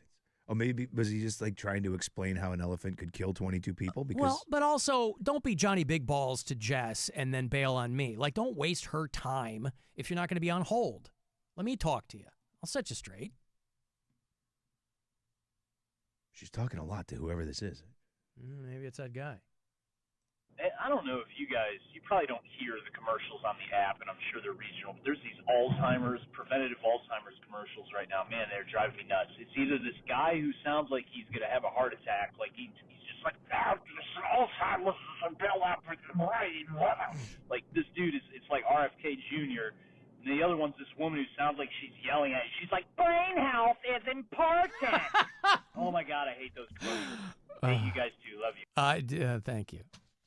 I tried listening. I don't hear the commercials that often on the during the podcast. I think what happens is when people are listening to us, if they're not listening, even if they're listening live and they're not listening in Cleveland, they're going to get different commercials than we play. Well, I know they're geotagged, but I wondered if it was because when I listened trying to find what he was talking about, I just heard insurance and car commercials. Yeah, if you change your location, like if you go into location settings and put in Chicago, you'll get fed different commercials than you would if you were in Cleveland. That's an Alzheimer's heavy region, I guess. Maybe. Yeah. And just fill in with whatever they have, I Rob, guess. I did change my location. I walked into another room. Did it work? Did you start getting fed Alzheimer's commercials? No. Jess, what did that guy get mad about? Oh my The God. elephant. Yeah, what was it? It was about You said the elephant, but I was like, but what about the elephant? he was talking about how in India the people like pray to the elephants and stuff, so why would they kill it? Well, I didn't say they should kill it. You said get out of the way of it. They brought a guy in from another town to do that. He was very angry. Yeah, again, don't waste if you're too wimpy to talk to me, don't waste Jess's time. She doesn't care that you're mad. If you're not going to go on hold, I tell it to everybody all the time. I'm like, if you want to get something off your chest, you do it with me. Maybe you'll teach me something. That happens a lot. No, Alan, I write all the comments down and I deliver it to you at the end of the show. Yeah, right. I do. I get this folder every night from Jess. And it's really thick. 502, Rob. Sure was building up a little library there. All Alan, let the Jess time. know that hot boxing in your car and dropping your cigarette every now and then doesn't qualify as hot yoga. What? I don't know that she was possessed of that notion, but okay. Actually, I keep my windows open no matter what because I'm scared of carbon monoxide poisoning. You did mention that. Yeah. Yes. That's So joke's on you. But the car is outside, and it's not airtight. It's just a fear. Oh, I learned I'm scared of car washes because of that, too. Like, I felt like I was going to get carbon monoxide poisoning. I don't think that's how any of that works, but Because the windows were all closed. But you know that people kill themselves with carbon monoxide. By, Oh, I'm aware. But they do that with a closed garage so that the carbon monoxide fumes build up in an enclosed space. If you're in a car, your car's not sealed airtight. It's not like you can't breathe when the windows are up. If you're in a car wash or your car's outside, all of the carbon monoxide gets dispersed into the air. You're not going to die from it. I don't know. It's just an irrational fear. Carbon monoxide is what we're talking about, not carbon dioxide. That's what you exhale. Talking about carbon monoxide, right? Yeah. Yeah. Right? That's the thing that leaves the car. Is that what I'm saying? Yes, Right. that- yes. Right. Yeah. But the reason that people die from that is they're in an enclosed space. Like if there's a leak in a house. Right. They're in an enclosed space. I just always keep my window open, so no hot boxing cigs here. Okay. All right. Well, listen. You just discovered that you're scared of car washes? I went to the car wash for the first time. Yeah. The first time like, ever? Wait. Yeah. What precipitated this? I mean, you've lived through... It's my dad's car, and there was something on the side of it, and he kept telling me to get rid of it. And I was like, okay, I'll finally go to the car wash. I see. But I'm scared of tunnels, like, the tunnel to get into, like, New York City, or, like, tunnels through mountains. Or Pittsburgh, a lot of tunnels, yes. I'm scared. I start crying. I'm like, I don't know why I have a fear of it. Like, driving through them, And then, you the are, car wash You was kind are of the an same. interesting person, right? You cry in tunnels. Rob, we got to go on a road trip with her. She cries during tunnels. Are there any tunnels on the way to the Raccoon Festival, Rob? One can only hope. In Danville, Ohio? They're horrible. I mean, when you're going through like Pennsylvania and New York State, and there are tunnels. Yeah, it's the mountain tunnels. Yeah. Because I'm like, how? How did they do this? And like the New York tunnel, after you pay the toll and you go through, I'm like panicking. I'm shaking. I can't do it. I start crying. I mean, what do you think is going to happen? I mean, it's a structure that is open at both ends. Yeah, I know, but you can't see the end till you're there, and then you're in the dark. But I mean, there's like 2 lights. But you've driven at night. Oh, yeah, but that's out in the open. I see. You're not under a tunnel. You're not under a mountain. You're in the. You're right. Conceivably, if you watch those old Stallone movies, that mountain could crumble. But yeah, the car wash was basically the same thing. And then I was like, except with a car wash, you can literally see the exit. Not when there's soap on your car and there's big brushes like running all over the car, and you're like. So then you're just generally claustrophobic. I don't think so. I'm not scared of elevators.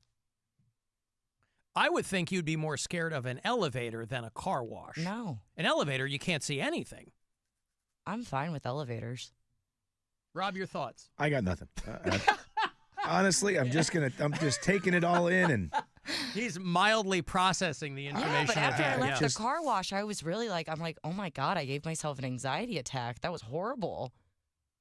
And then your dad end, your dad was unaware of this, or he just said, "Hey, get over it. You're a grown woman with a kid. Yes. Go get my car washed." Well, I didn't know I was scared of car washes. You've never ever gone through a car wash when I before. was really little, yes. But no, as a human adult driving person No, for many years, I've never gotten any of my car washed. You've been driving for 10 years now. Yeah. Yeah. And you've never washed a vehicle. Like I hand washed my car before. But you've never driven through a car wash. No. Gotcha. I just didn't think it was needed. But because it rains outside? Is that kind of the... But you've hand washed your car. Yeah. Yeah. You mean you didn't think it was needed to go through an automated car wash? Yeah, no. How many times have you hand washed your car? Once. One time. Oh, and I let the little kids do it. Were you wearing a bikini in the driveway and blasting Van Halen while you were doing it, or definitely not Van Halen? Okay, were you trying to Buck Cherry? Were you trying to raise money for the Kiwanis or something? Oh yeah, we raised a whole $3. So you'd never be able to go like through one of those tunnels that goes underwater, like all of Boston. Well, I was going to say, or New York, goes under the East absolutely River. Okay.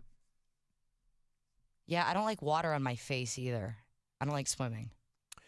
I mean, I'm not a huge swimmer just because I don't F with natural bodies of water, but like in a pool or something, that's fine. So. And you're not going to get water on your face in a tunnel.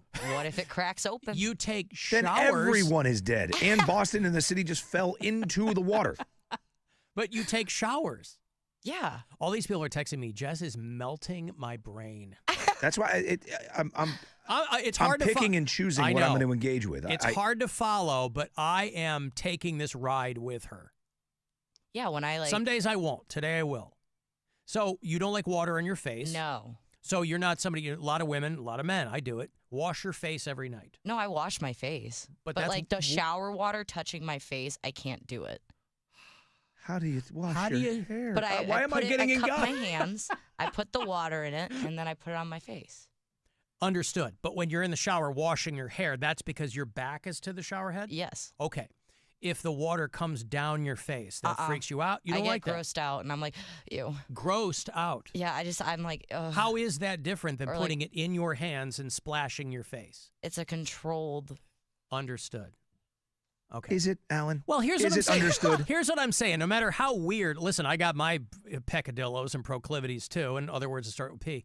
I'm just saying that if you dig enough, you can usually get to something that makes some kind of sense.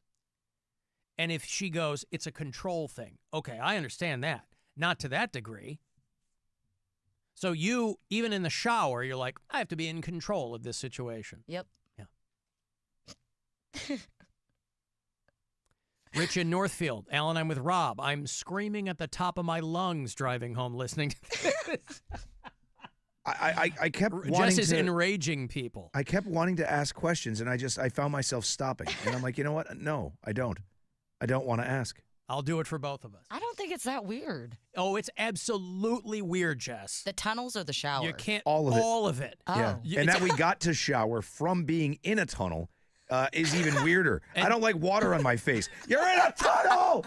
I mean, weird is okay, but you cannot fall onto, I don't think it's so weird. I guarantee you've never met another single person who has these opinions on things.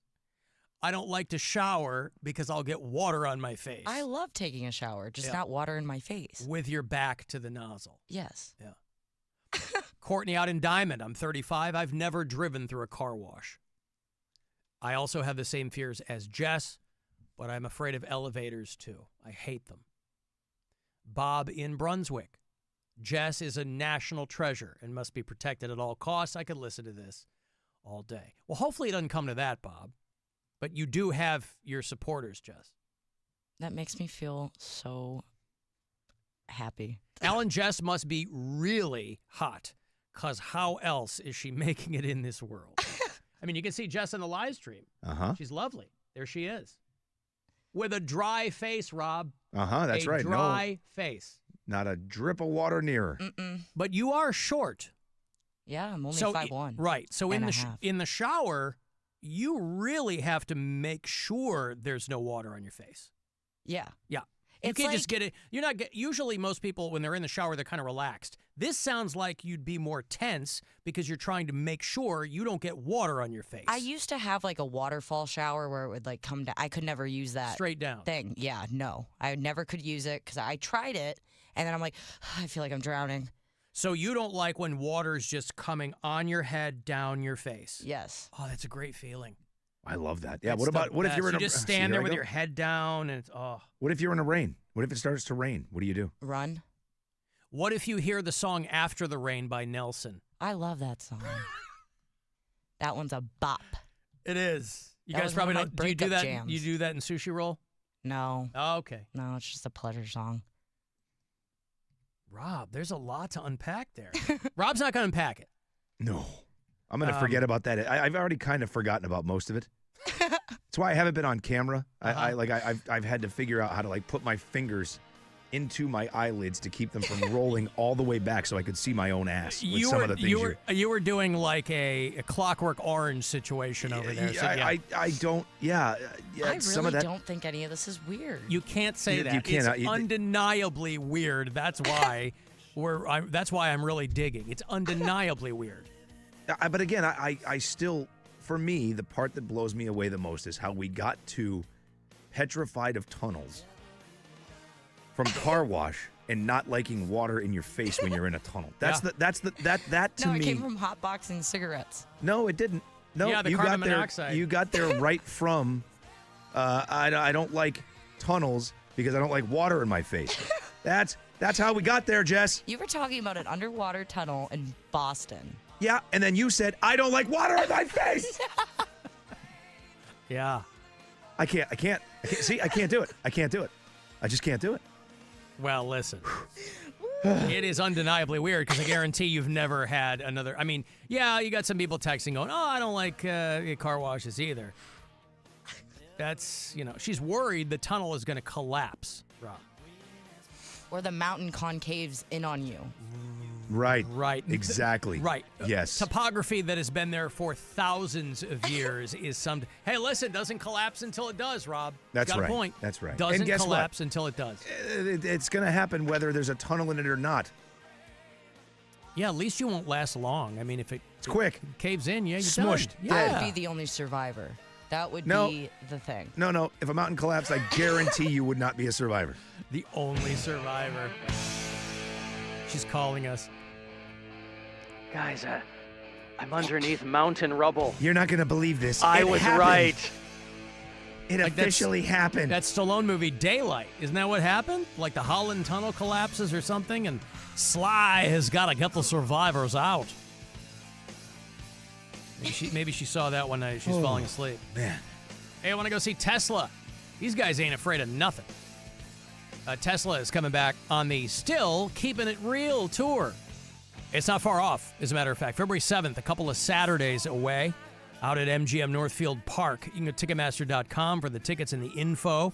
Caller 10, this pair is yours. Good luck. 2 for Tesla. 216-578-1007 or 800-348-1007. The Alan Cox Show. On our free iHeartRadio app and your favorite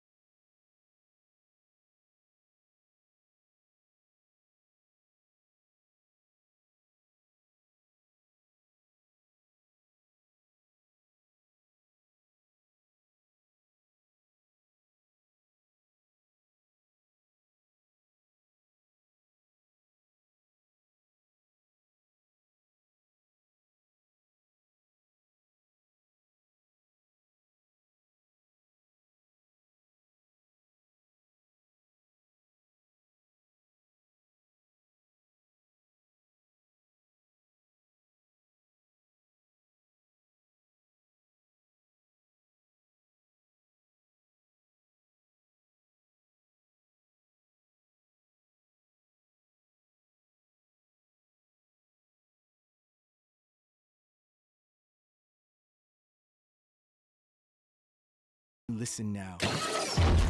Best way to resist the machines?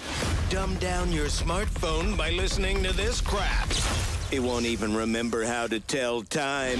The Alan Cox Show. On 100.7 WMMS.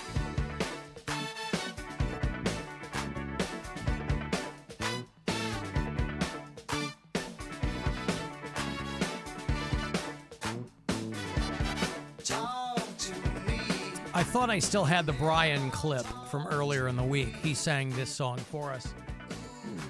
I couldn't find it, but still a great song. No Reply at All from Genesis. It was the first track off of the, I think, Abacab album, which I got, Rob, for Christmas. On vinyl? I got it on cassette. Cassette. Yeah. It came out summer of '81. I got it for Christmas because I'm a drummer. I love Phil Collins. I was heavily into Genesis. Not prog Genesis. Peter Gabriel, with respect. I was not. And obviously they had their biggest hits with Phil Collins. Saw Phil Collins a couple of times in concert. You sent me that story about him. He needs a 24-hour caregiver now. So sad. It's a bummer, man. He's been, ill for a while. He had spinal surgery 20 years ago. He hasn't been playing the drums for a minute. I think his son was playing. Was his son playing with Genesis? I mean, they went out and he would sit in a chair and sing. And I think his teenage son was playing drums. When you used to go see him live, it was him and Chester Thompson who were playing the drums. But he's got to have somebody with him 24 hours a day because he has all this nerve damage and he can't really move that well. And sucks. He's only 74 too, man. It's that blows. It was and it's all also at once. But it's not like a Bruce Willis thing where he's Phil Collins is still fully lucid. He just can't move. Right. He can't move his body, and he's on all these medications and whatever. 5 knee surgeries. COVID, he said, screwed up his kidneys. He had this poor guy, and it all happened right around the same time. Sucks. He would drum on he and Clapton were tight, so there's a lot of Clapton records in the mid-'80s, early '90s that were Rob's favorite period of Clapton. The best, best of the best of Eric Clapton. But I'll tell you what, the reason that I loved '80s and '90s Clapton was because partly it was Phil Collins on the drums, and so it had that kind of slick sound to it, which I liked. I don't think I realized that he played on all that stuff. He's until on you told every. me. Yeah. I think Behind the Sun. I know he plays on every track on the August album, which Clapton fans roll their eyes, but it's because I got to Clapton late, so I got into smack dab '80s, early '90s Clapton. So that August record from maybe '86 is Phil Collins on the drums, and he would. I think he produced those records too. Anyway. But Phil Collins was a heavy drinker for a long time, too. He's been sober for a couple of years, but, he's in bad shape. Doesn't that kind of surprise you when you look at him? He doesn't look like your stereotypical party rock star type of guy. Not a party guy. Sadder than that. I don't think a party guy. Just I think a drunk. Part of it, I think, was during this time, over the past 20 years. But even in the Genesis days, I mean, the guy liked to drink. Who doesn't? But yeah, Phil Collins had his personal life was a mess, He remarried his ex-wife at some point, and she was suing him, and every time you can't believe this guy has any money left. Every time this guy would get divorced, so whoever he was married to would take half his crap. And they did the farewell tour a few years ago with Genesis, but it was him sitting there because he couldn't play the drums anymore. Yeah, that was tough to see. You know what I mean? You saw all those pictures of that tour, and as much as it must have been fine to hear him sing, seeing them sort of just sitting there not being able to do anything, and a microphone stand in front of him because he can't even hold the mic. You're like at a chair from the bingo hall. And you're sitting, yeah, right. Like those stackable chairs. That's what it's not like they wheeled anything out special for him. They didn't make the Ozzy shrine. The Dave Grohl chair when he broke his leg. Yeah. The throne. A lot of people having thoughts on Jess. Her fear of tunnels, car washes, water on her face in the shower. Mm-hmm. It sounds more, the shower thing, though, sounds more like it's just an annoyance than a fear. It's not you just don't like it. You don't I like just water in really- your face in the shower. It just feels like I'm drowning. Drowning. I mean, you don't inhale when you do that, right? I mean, No. Yeah. And then like water in your ears and Alan, I also fear natural bodies of water. If I can't see or feel the bottom, it is game over. When I was first dating my husband, he threw me into the deep part of a river at Mill Hollow. And I looked like Jesus treading water to go back to the shore. Listen, I didn't grow up swimming either. And I remember getting thrown in the pool by kids at a party. And to this day, like, I can recall that time and how much I hated it. And so that was never like an important thing to me. But I definitely don't F with natural bodies of water now. like lakes. Don't F with lakes. Yeah. And it's annoying to people around me. I ain't coming out. Nope. Sitting here in the chair on the sand. Just Thank gonna you. sit here and look good in my limes. The limes are for overseas travel, Rob. Okay, is the domestic ocean domestic audiences cannot handle the limes. the ocean is a natural body of water? Is it not? So the limes may have been present in a Yeah. natural body of water. Yeah, okay. Well, many years ago, though. Yeah. Now, lakes you can make a case for. You know, my father-in-law lives on a lake, small private lake in Michigan, and you can make a case for that because it's enclosed. You know, it is a natural body of water, but it's, you know. If I'm out far enough, I'll do it. Like even Lake Erie. If you bring me out to the middle of the lake, I'll jump in, no problem. No. But if I'm gonna, there is no way in hell I'll do it close to the city. No. Get those Lake Erie whitefish all in your hair. That's why you don't do it close. If you're way out, you're fine. Why do my feet look so brown? Yeah. Is that mud? No, I really Yeah. wish it were. Anything close to like Like the a sewage that's- treatment facility or a sewage treatment. If they're pipe. calling code brown on the reg, I'm out. Like I'm not doing that. Yeah. But if I'm out way out and I want to cool off, I'll jump in. No problem. Okay, so I don't know that they give tours, but it would be fun to take Jess into like the Cargill salt mines. Yeah. You know, they're under Lake Erie. They're like 1,800 feet below the lake. I do want to see those. That's Guys on my down list. there working. It was years ago when our friend Erica Lauren was still on the show, and we were going to spend the night at the Mansfield Reformatory, the Ohio State Penitentiary. We're doing this thing where we were going to spend the night there. It was going to be me and her and Bill and Pound Cake. Because she flipped out. I think 20 minutes is how long we were in there. That's how I envision Jess if we were to go down to the Cargill salt mines. They probably don't give tours. Obviously, it's a place of business, and it's, you know, but there are like salt mines that give tours around the country. What's a salt mine? It's where they mine salt. For? Oh, boy. Well, a variety of things, right? They Like the streets? Some of the streets. About 12,000 tons of salt every day get mined inside the Cargill salt mines. Huh. And I would imagine if you're Jess, if she was in there, she'd be like, well, I'm worried that they're going to dig in the wrong spot and the lake water is going to come through. You just it's right see out there me on Whiskey tearing up. Island.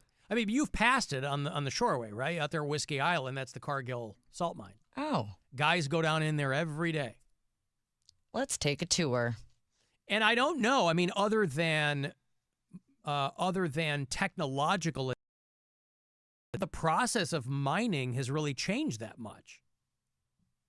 You know, you might have a couple of more there probably some wireless communication, but the process of mining is probably pretty similar to the way it used to be. It says they generally do not offer public tours. All I right. would love to get down there and see that, though. All right. That would be so cool. Miners. Do we love miners? I love miners. Oh, there's Trump talking about his buddy Jeffrey Epstein. I got money for you. It's $1,000 courtesy of the Buzzard Bookie. It is the last keyword of the day that you get some of this money. We'll start it up again tomorrow morning with RMG, so good luck. This is your chance to bet with the Buzzard Bookie and win $1,000 now. Enter this nationwide keyword at WMMS.com. Pay. That's pay. Enter it now at WMMS.com. Hey, Alan, it's Eric in Penn Hills, Pennsylvania. My faithful listening to the show over the years popped up in another way last night when my wife used the phrase nailed it, and I almost burst into song with nailed it, it's time to kiss and tell with Alan Cox. And I thought, it's Valentine's Day coming up soon, and I wondered if you were going to play that game on the radio again. Nailed it. Do you know facts about the person you're nailing? Wow, that's a deep, deep dive, Eric. I forgot all about that. Well, that was a sponsored thing. We used to do a thing called Nailed It. It was kind of like a newlywed game thing. There was like a porn store or something that wanted to sponsor a segment. So we did it for a couple of years. We haven't done that in a long time. It's one of my favorite things about doing this show is the things that the audience remembers from way back that I completely forgot about. Nailed it for Valentine's Day. Even something you say is such a throwaway. Like, people will come up and say, like, hey, man, when you said this, that was really great or funny. I'm like, okay. You never know what's going to stick. What were we talking about? I just act like I know exactly what they're talking about. They go, that was really good. Wasn't it? Oh, man, I'm hilarious. I'm the best. I'm so funny. Good afternoon, lovebirds, and get ready to play Nailed It. Can you nail questions about the person you're nailing? Nailed it. It's time to kiss and tell with Alan Cox. Now here's your host, Alan Cox. Eric remembers that. Wow. Thank you, Eric. Well, if he did it for a long time, I could see that sticking. That's funny. I mean, we did it for a couple of years because we did I had a couple of nerds. We did the Star Trek Wed game. I did I did Lush Connection. We had a couple of drunks, hooked them up, sent them off for the weekend. We just talked about that recently, I think, didn't we? Yeah, Lush Connection we did years ago. But wow, Eric nailed it. That's funny.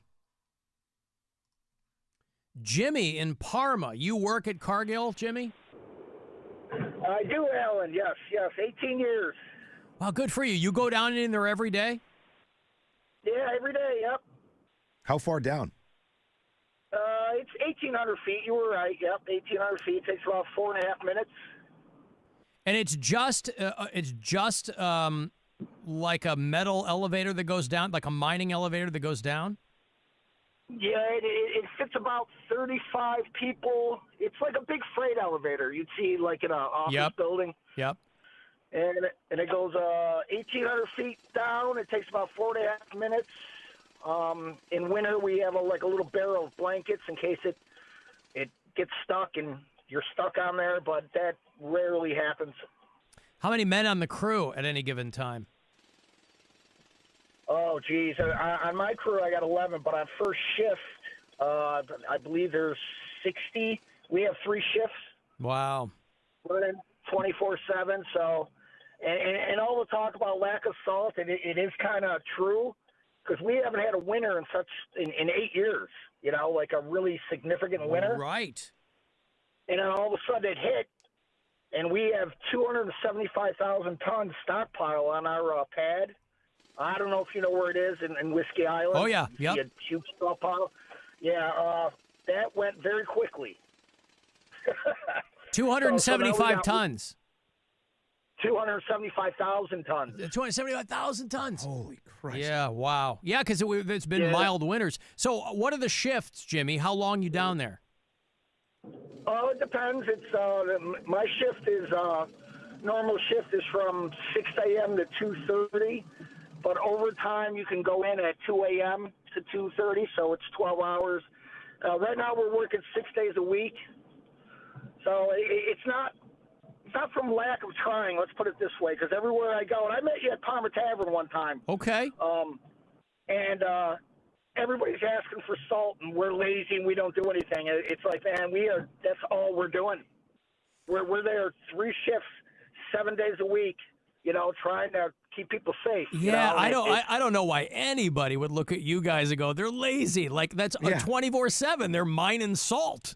Yeah, you missed that whole 4-minute elevator ride down 1,800 feet to work like a real man for 12 hours. Yeah, that sounds like a real pussy to me. Oh, 4 minutes, they're not doing anything. They're just riding he's an so elevator. lazy. Jesus Christ, they have blankets, want to be comfortable? Oh, God. 18 years. Yeah, 18 years. Yeah, my bosses are going to get a really big kick if they hear me right now. I'm not going to hear the end of it from my crew. So. Well, we appreciate what you're doing, man. High five them for us, okay? Yeah, yep. We're up here on terra firma. Okay, thank you, Jimmy. Yep, see you, buddy. There's Jimmy down there in Parma, who's normally 18. He's down there with the friggin' Morlocks. Jimmy's our guy. We should see if he can get us down there for a tour. Yes. Now we got a guy. Yep. We're going to blindfold Jess. We're going to make sure it's a dry blindfold, Rob. You're letting water in her face. And then we're going to put her in that freight elevator, and we're going to take her down 1,800 feet into the Cargill salt mines. I mean, I'm not claustrophobic per se. I watched a movie on cave diving, and I was puckered the entire time. Yeah. You know, when they're like squishing their bodies together. I'm like, oh my God. But I think that would freak anybody out. Well, no, you see people doing that, and they're like, oh, yeah, it's just a free dive. We're fine. And they go through, and it's like, yeah, like you said, man, you're just getting stuck in spaces that you should never be in the first place. That's like one of my biggest fears in the world. There's very few things that freak me out. But that, like you just said, I wouldn't be able to stand up from the couch because I'd be suction cupped to it from the pucker. I can't, man. No way. That freaks me out, dude. The getting stuck thing. Yeah. Oh, God. That's like that movie. What was the movie? The rock climber got stuck 127 hours. Yeah. I sat through about 7 seconds of that movie. And I'm like, I can't spend 2 hours watching someone stuck to the point where they have to cut off a limb. Like, No, Rob, 7 seconds was the Wesley Snipes film. No. Oh. That's not the one I was thinking. You're thinking of 127 hours about Aaron Ralston. Yeah. That stuff bugs me out, man. Because, again, that's when I don't like movies or situations where you have to have that thought with yourself. Like, would I do this? Would I cut my own leg off to get out of? No. I mean, if you had a scissors, you get the nerves. The self-preservation instinct is so primal and fundamental in people. I mean, I can't imagine that he thought he could do it either. Oh, I'm sure. Again, but it's the thought of just sitting there thinking about that kind of stuff. It's why I can't watch horror movies. It's the people who go by themselves. I'm like, okay, you done effed up from the jump. Because you're like, it's like to be out there by myself. I don't like to tell anyone where I am, you know. What? I'm free climbing the side of a mountain by myself. It's all good. I mean, I'm fine. I tell no fewer than 4 people when I'm going to the grocery store, for God's sake. Yeah. If I'm not back in 35 minutes, call my cell. Something's wrong. Yeah, exactly. I'm probably passed out in the ice cream freezer. Ooh, I got a break. All right, I'm going to go tie a quarter on my arm, Rob, till it goes numb, and then I'm going to see how long I can stand it before I have to do something extreme. Isn't that called The Stranger? Yes. You give it the old French grip. It's like you're on a first date. Backwards. Yeah. Hey, come here often? No, first time. This is going to take 127 seconds. All right. Take a break here. 35192 if you want to text it. We'll be back. The Alan Cox Show on 100.7 WMMS.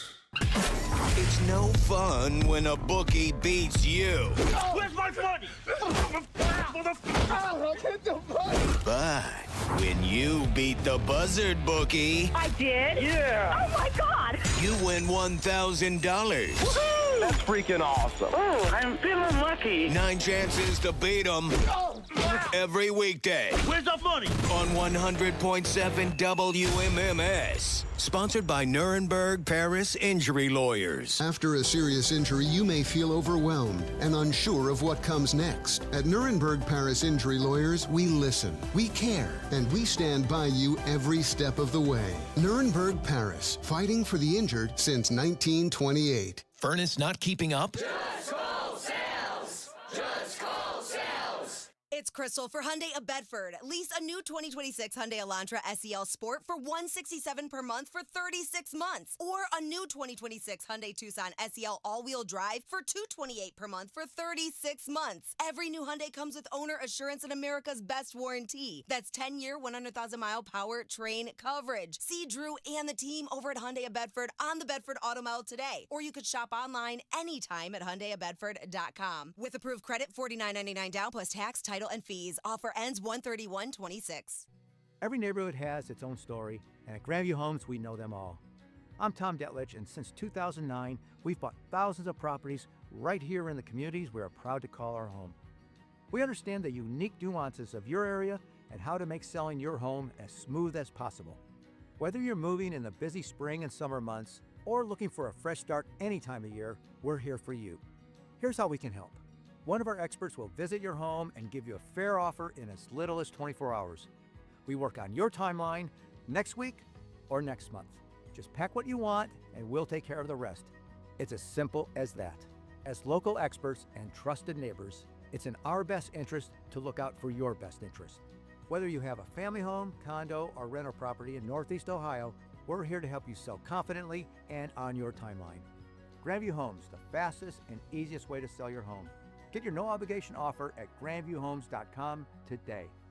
Kia of Streetsboro, 99 cents get you driving. Kia of Streetsboro, 99 cents down. Kia of Streetsboro, stop in and see how much you'll save. Kia of Streetsboro, Kia of Streetsboro.com. It's time to warm up those buns with a new Kia from Kia of Streetsboro. Features like heated seats and heated steering wheel will keep you warm all winter long. Get the hottest deals right now on any new Kia in stock at Kia of Streetsboro. Take advantage of their low down payments and monthly payments with interest rates as low as 0%.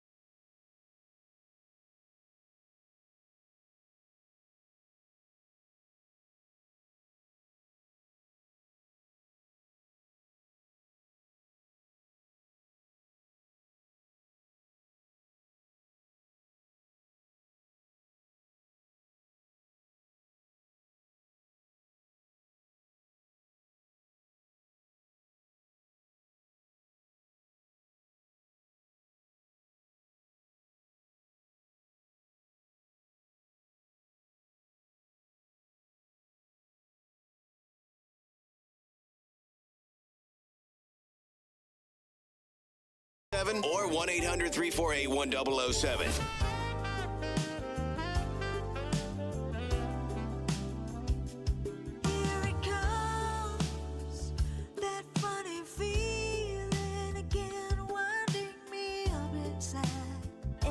Time we touch. Hey, I don't know. Oh, tell me where to begin. 'Cause I never ever felt so much. And I can't recall any love at all. Oh, baby, this blows more. You know, I got Sammy Hagar tickets all next week. I wonder if he's hip to these guys.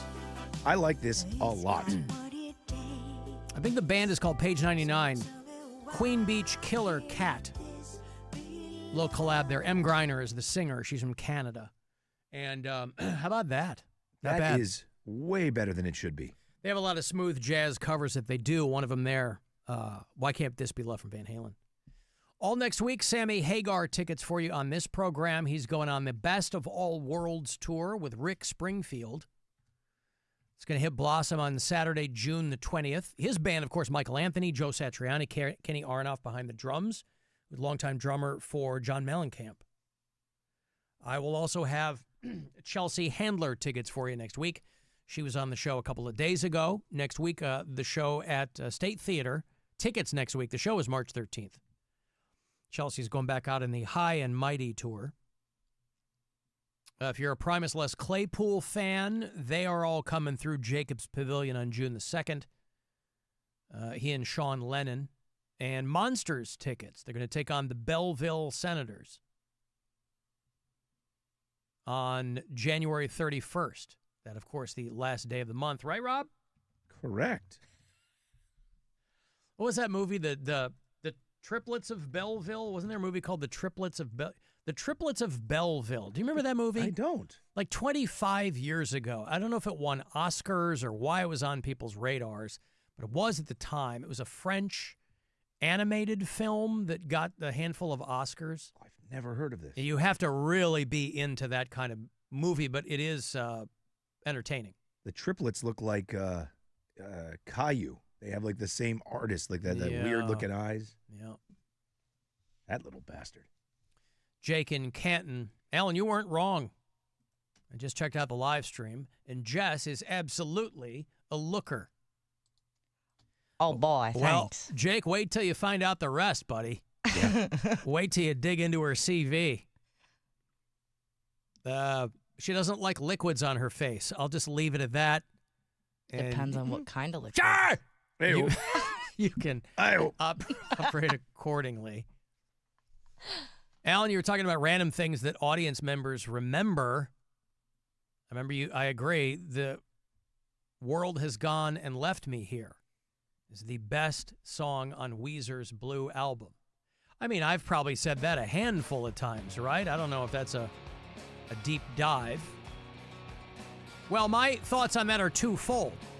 Weezer peaked with their very first album, and I think they're wildly creative, and I like what they do, but I still think their best album is that first one, and this is the best song on it. And it wasn't a hit, but it was the original guys in the band. But great song. Brian, your thoughts? If you want to destroy my sweater. Wrong song.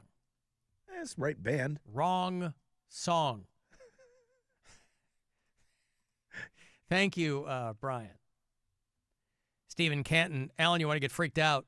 Look up John Jones and the Nutty Putty Cave. You ever heard of that? No. They made a movie about it. You want to talk about making you pucker. Utah County, Utah. The Nutty Putty Cave. Professional cavers would go to this place. It's been closed to the public. Used to be public tours there. Closed to the public since 2009 after a 26-year-old guy named John Jones died.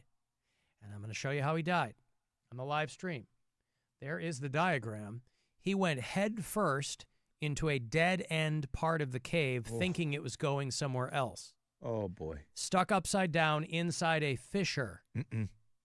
and he could not get out, and he died in that position, and they sealed up the cave. He's still in there. I don't like that. He and 3 others had split away from their party, their cavers or whatever, and he went into an unmapped part that he thought was this main part. And he found himself at a dead end. Nowhere to go besides a narrow, vertical, downward fissure. He believes, again, I guess I never figure out why they do it with their arms at their sides. I guess if you are squeezing through a small spot, that's what you do, right? Except that you can't move. God. Anyway, believing this to be the turnaround, he entered head first and then became stuck, wedged, upside down. 400 feet from the entrance of the cave. A large team of rescue workers came to his assistance. They set up a sophisticated rope and pulley system in an attempt to extricate him. But it failed. He went back into the hole. He suffered cardiac arrest because he had been upside down and compressed for too long. And so they sealed the cave, and that's where he still is. Crazy. Oof. Yeah, I don't like that. Knowing your kid is in there, right?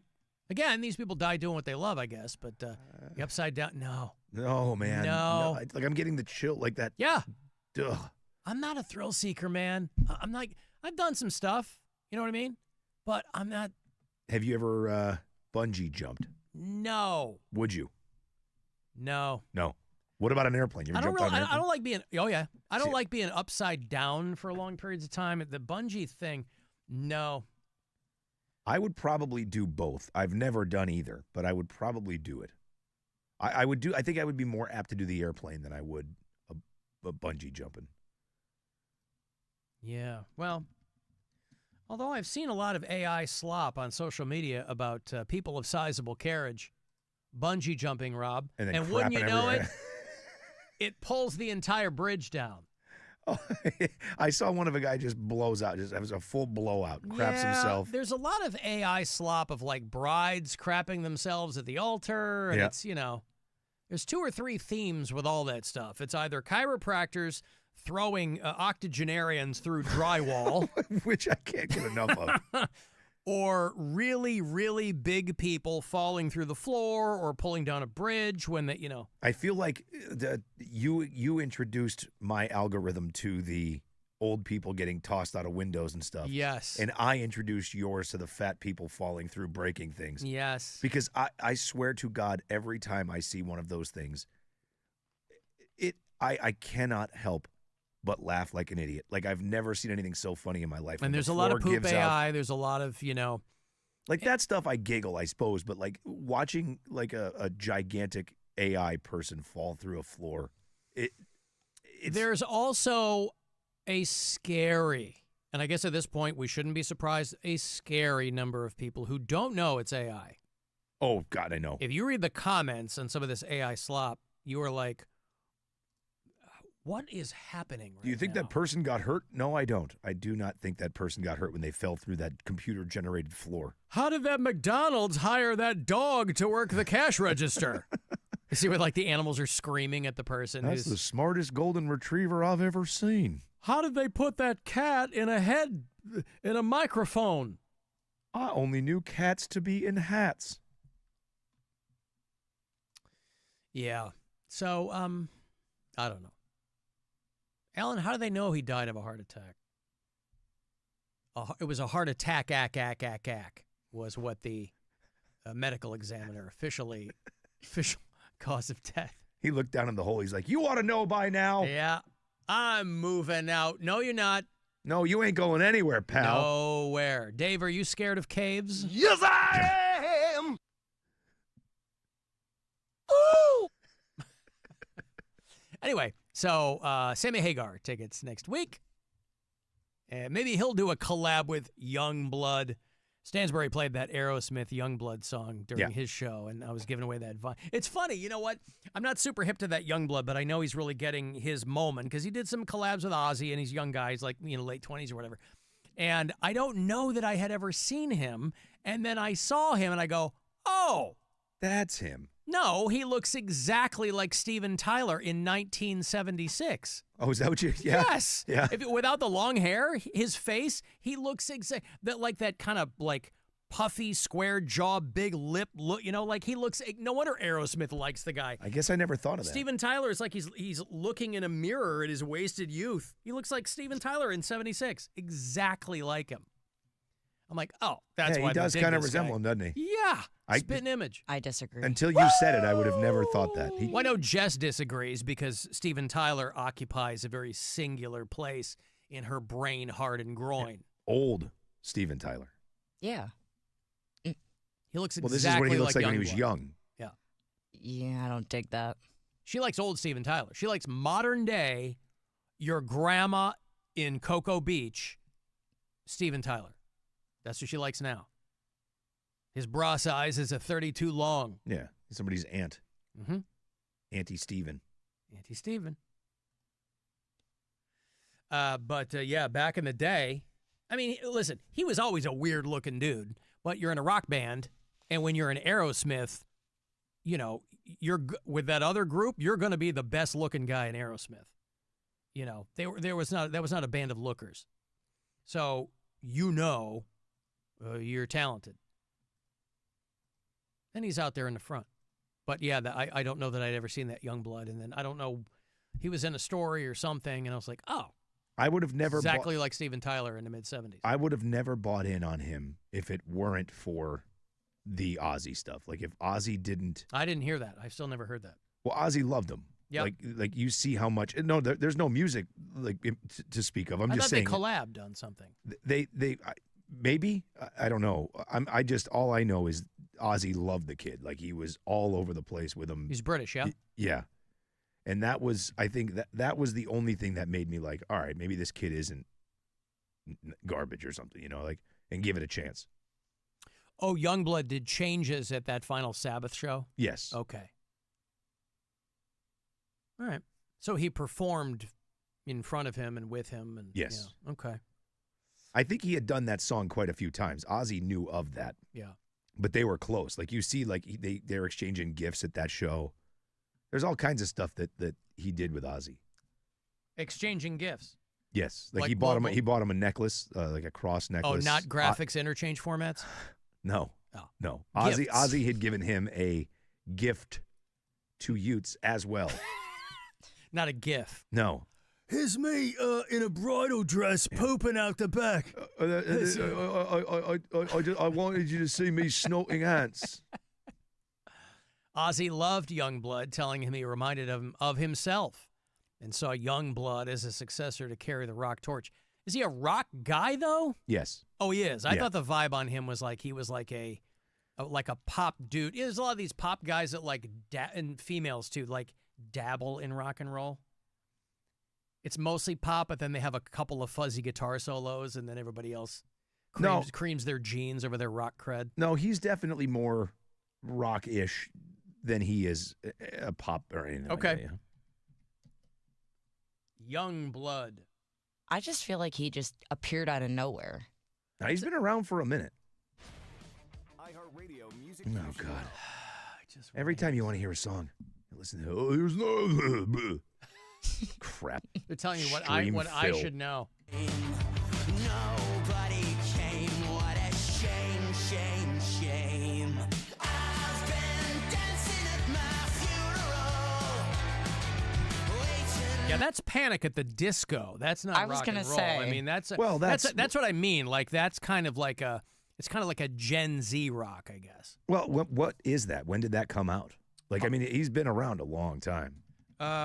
The Funeral is from 2022. Oh, I didn't know he sang that song. That's Youngblood. Oh, So I if like you go that to song. I mean, he's definitely kind of run the gamut, but he's Ozzy and Sharon made cameos in that video. In 2022. whatever it was, Ozzy saw something he liked in that kid. Right. Well, Ozzy was probably non-compos mentis by the end, too. So he's like... Well, back in 2022, he's in videos. Yeah. Liked him enough then. Yep. It's like I got to pick somebody. Kid reminds me of me. Meanwhile, Machine Gun Kelly somewhere still cursing his luck. But what are you going to do? Yeah, Youngblood he did another song with the Smashing Pumpkins is out right now called Zombie.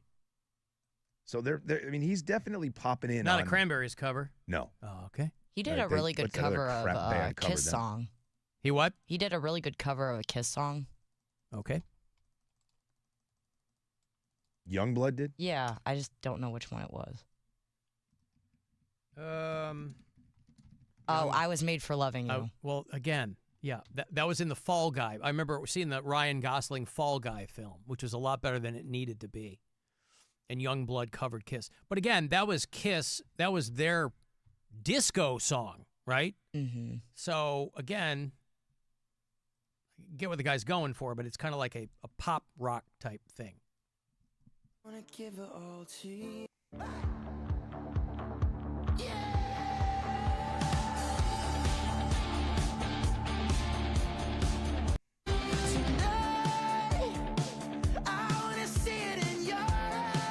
I mean, the dude can sing. sing. Don't get me wrong. Yeah, the guy can sing. So good for him. But that's not a dude that would like even get on my radar if I hadn't heard the name and had the Ozzy connection. They're like, oh, Same. Ozzy really likes this guy. I'm like, oh. And then you hear him and you go, oh, okay. He's got the look. He's, you know what I mean? Like he's what they need. I feel like that's a big part of it, too. Is there aren't every picture you see of the dude, he's got his shirt off for good reason, obviously. But if you're Ozzy, you're like, oh, there's a guy, black leather, shirt off, yelling. And you go, cool. And Sharon needs something to do, right? She still manages artists, theoretically. I think he's just fine. He's not going to be my favorite artist, but I think he's fine.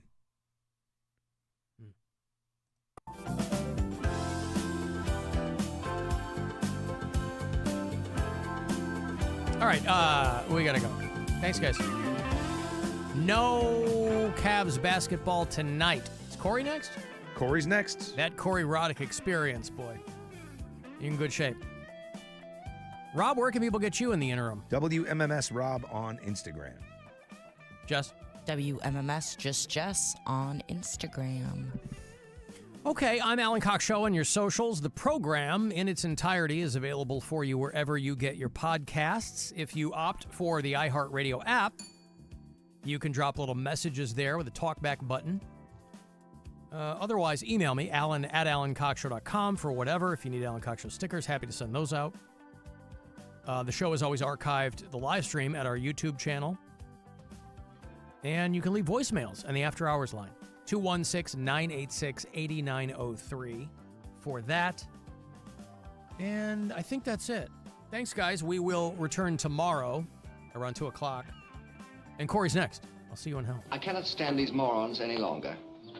If you don't come with me this instant, I shall run amok. Be careful of what you say. Be careful in every way. Be careful of what you do.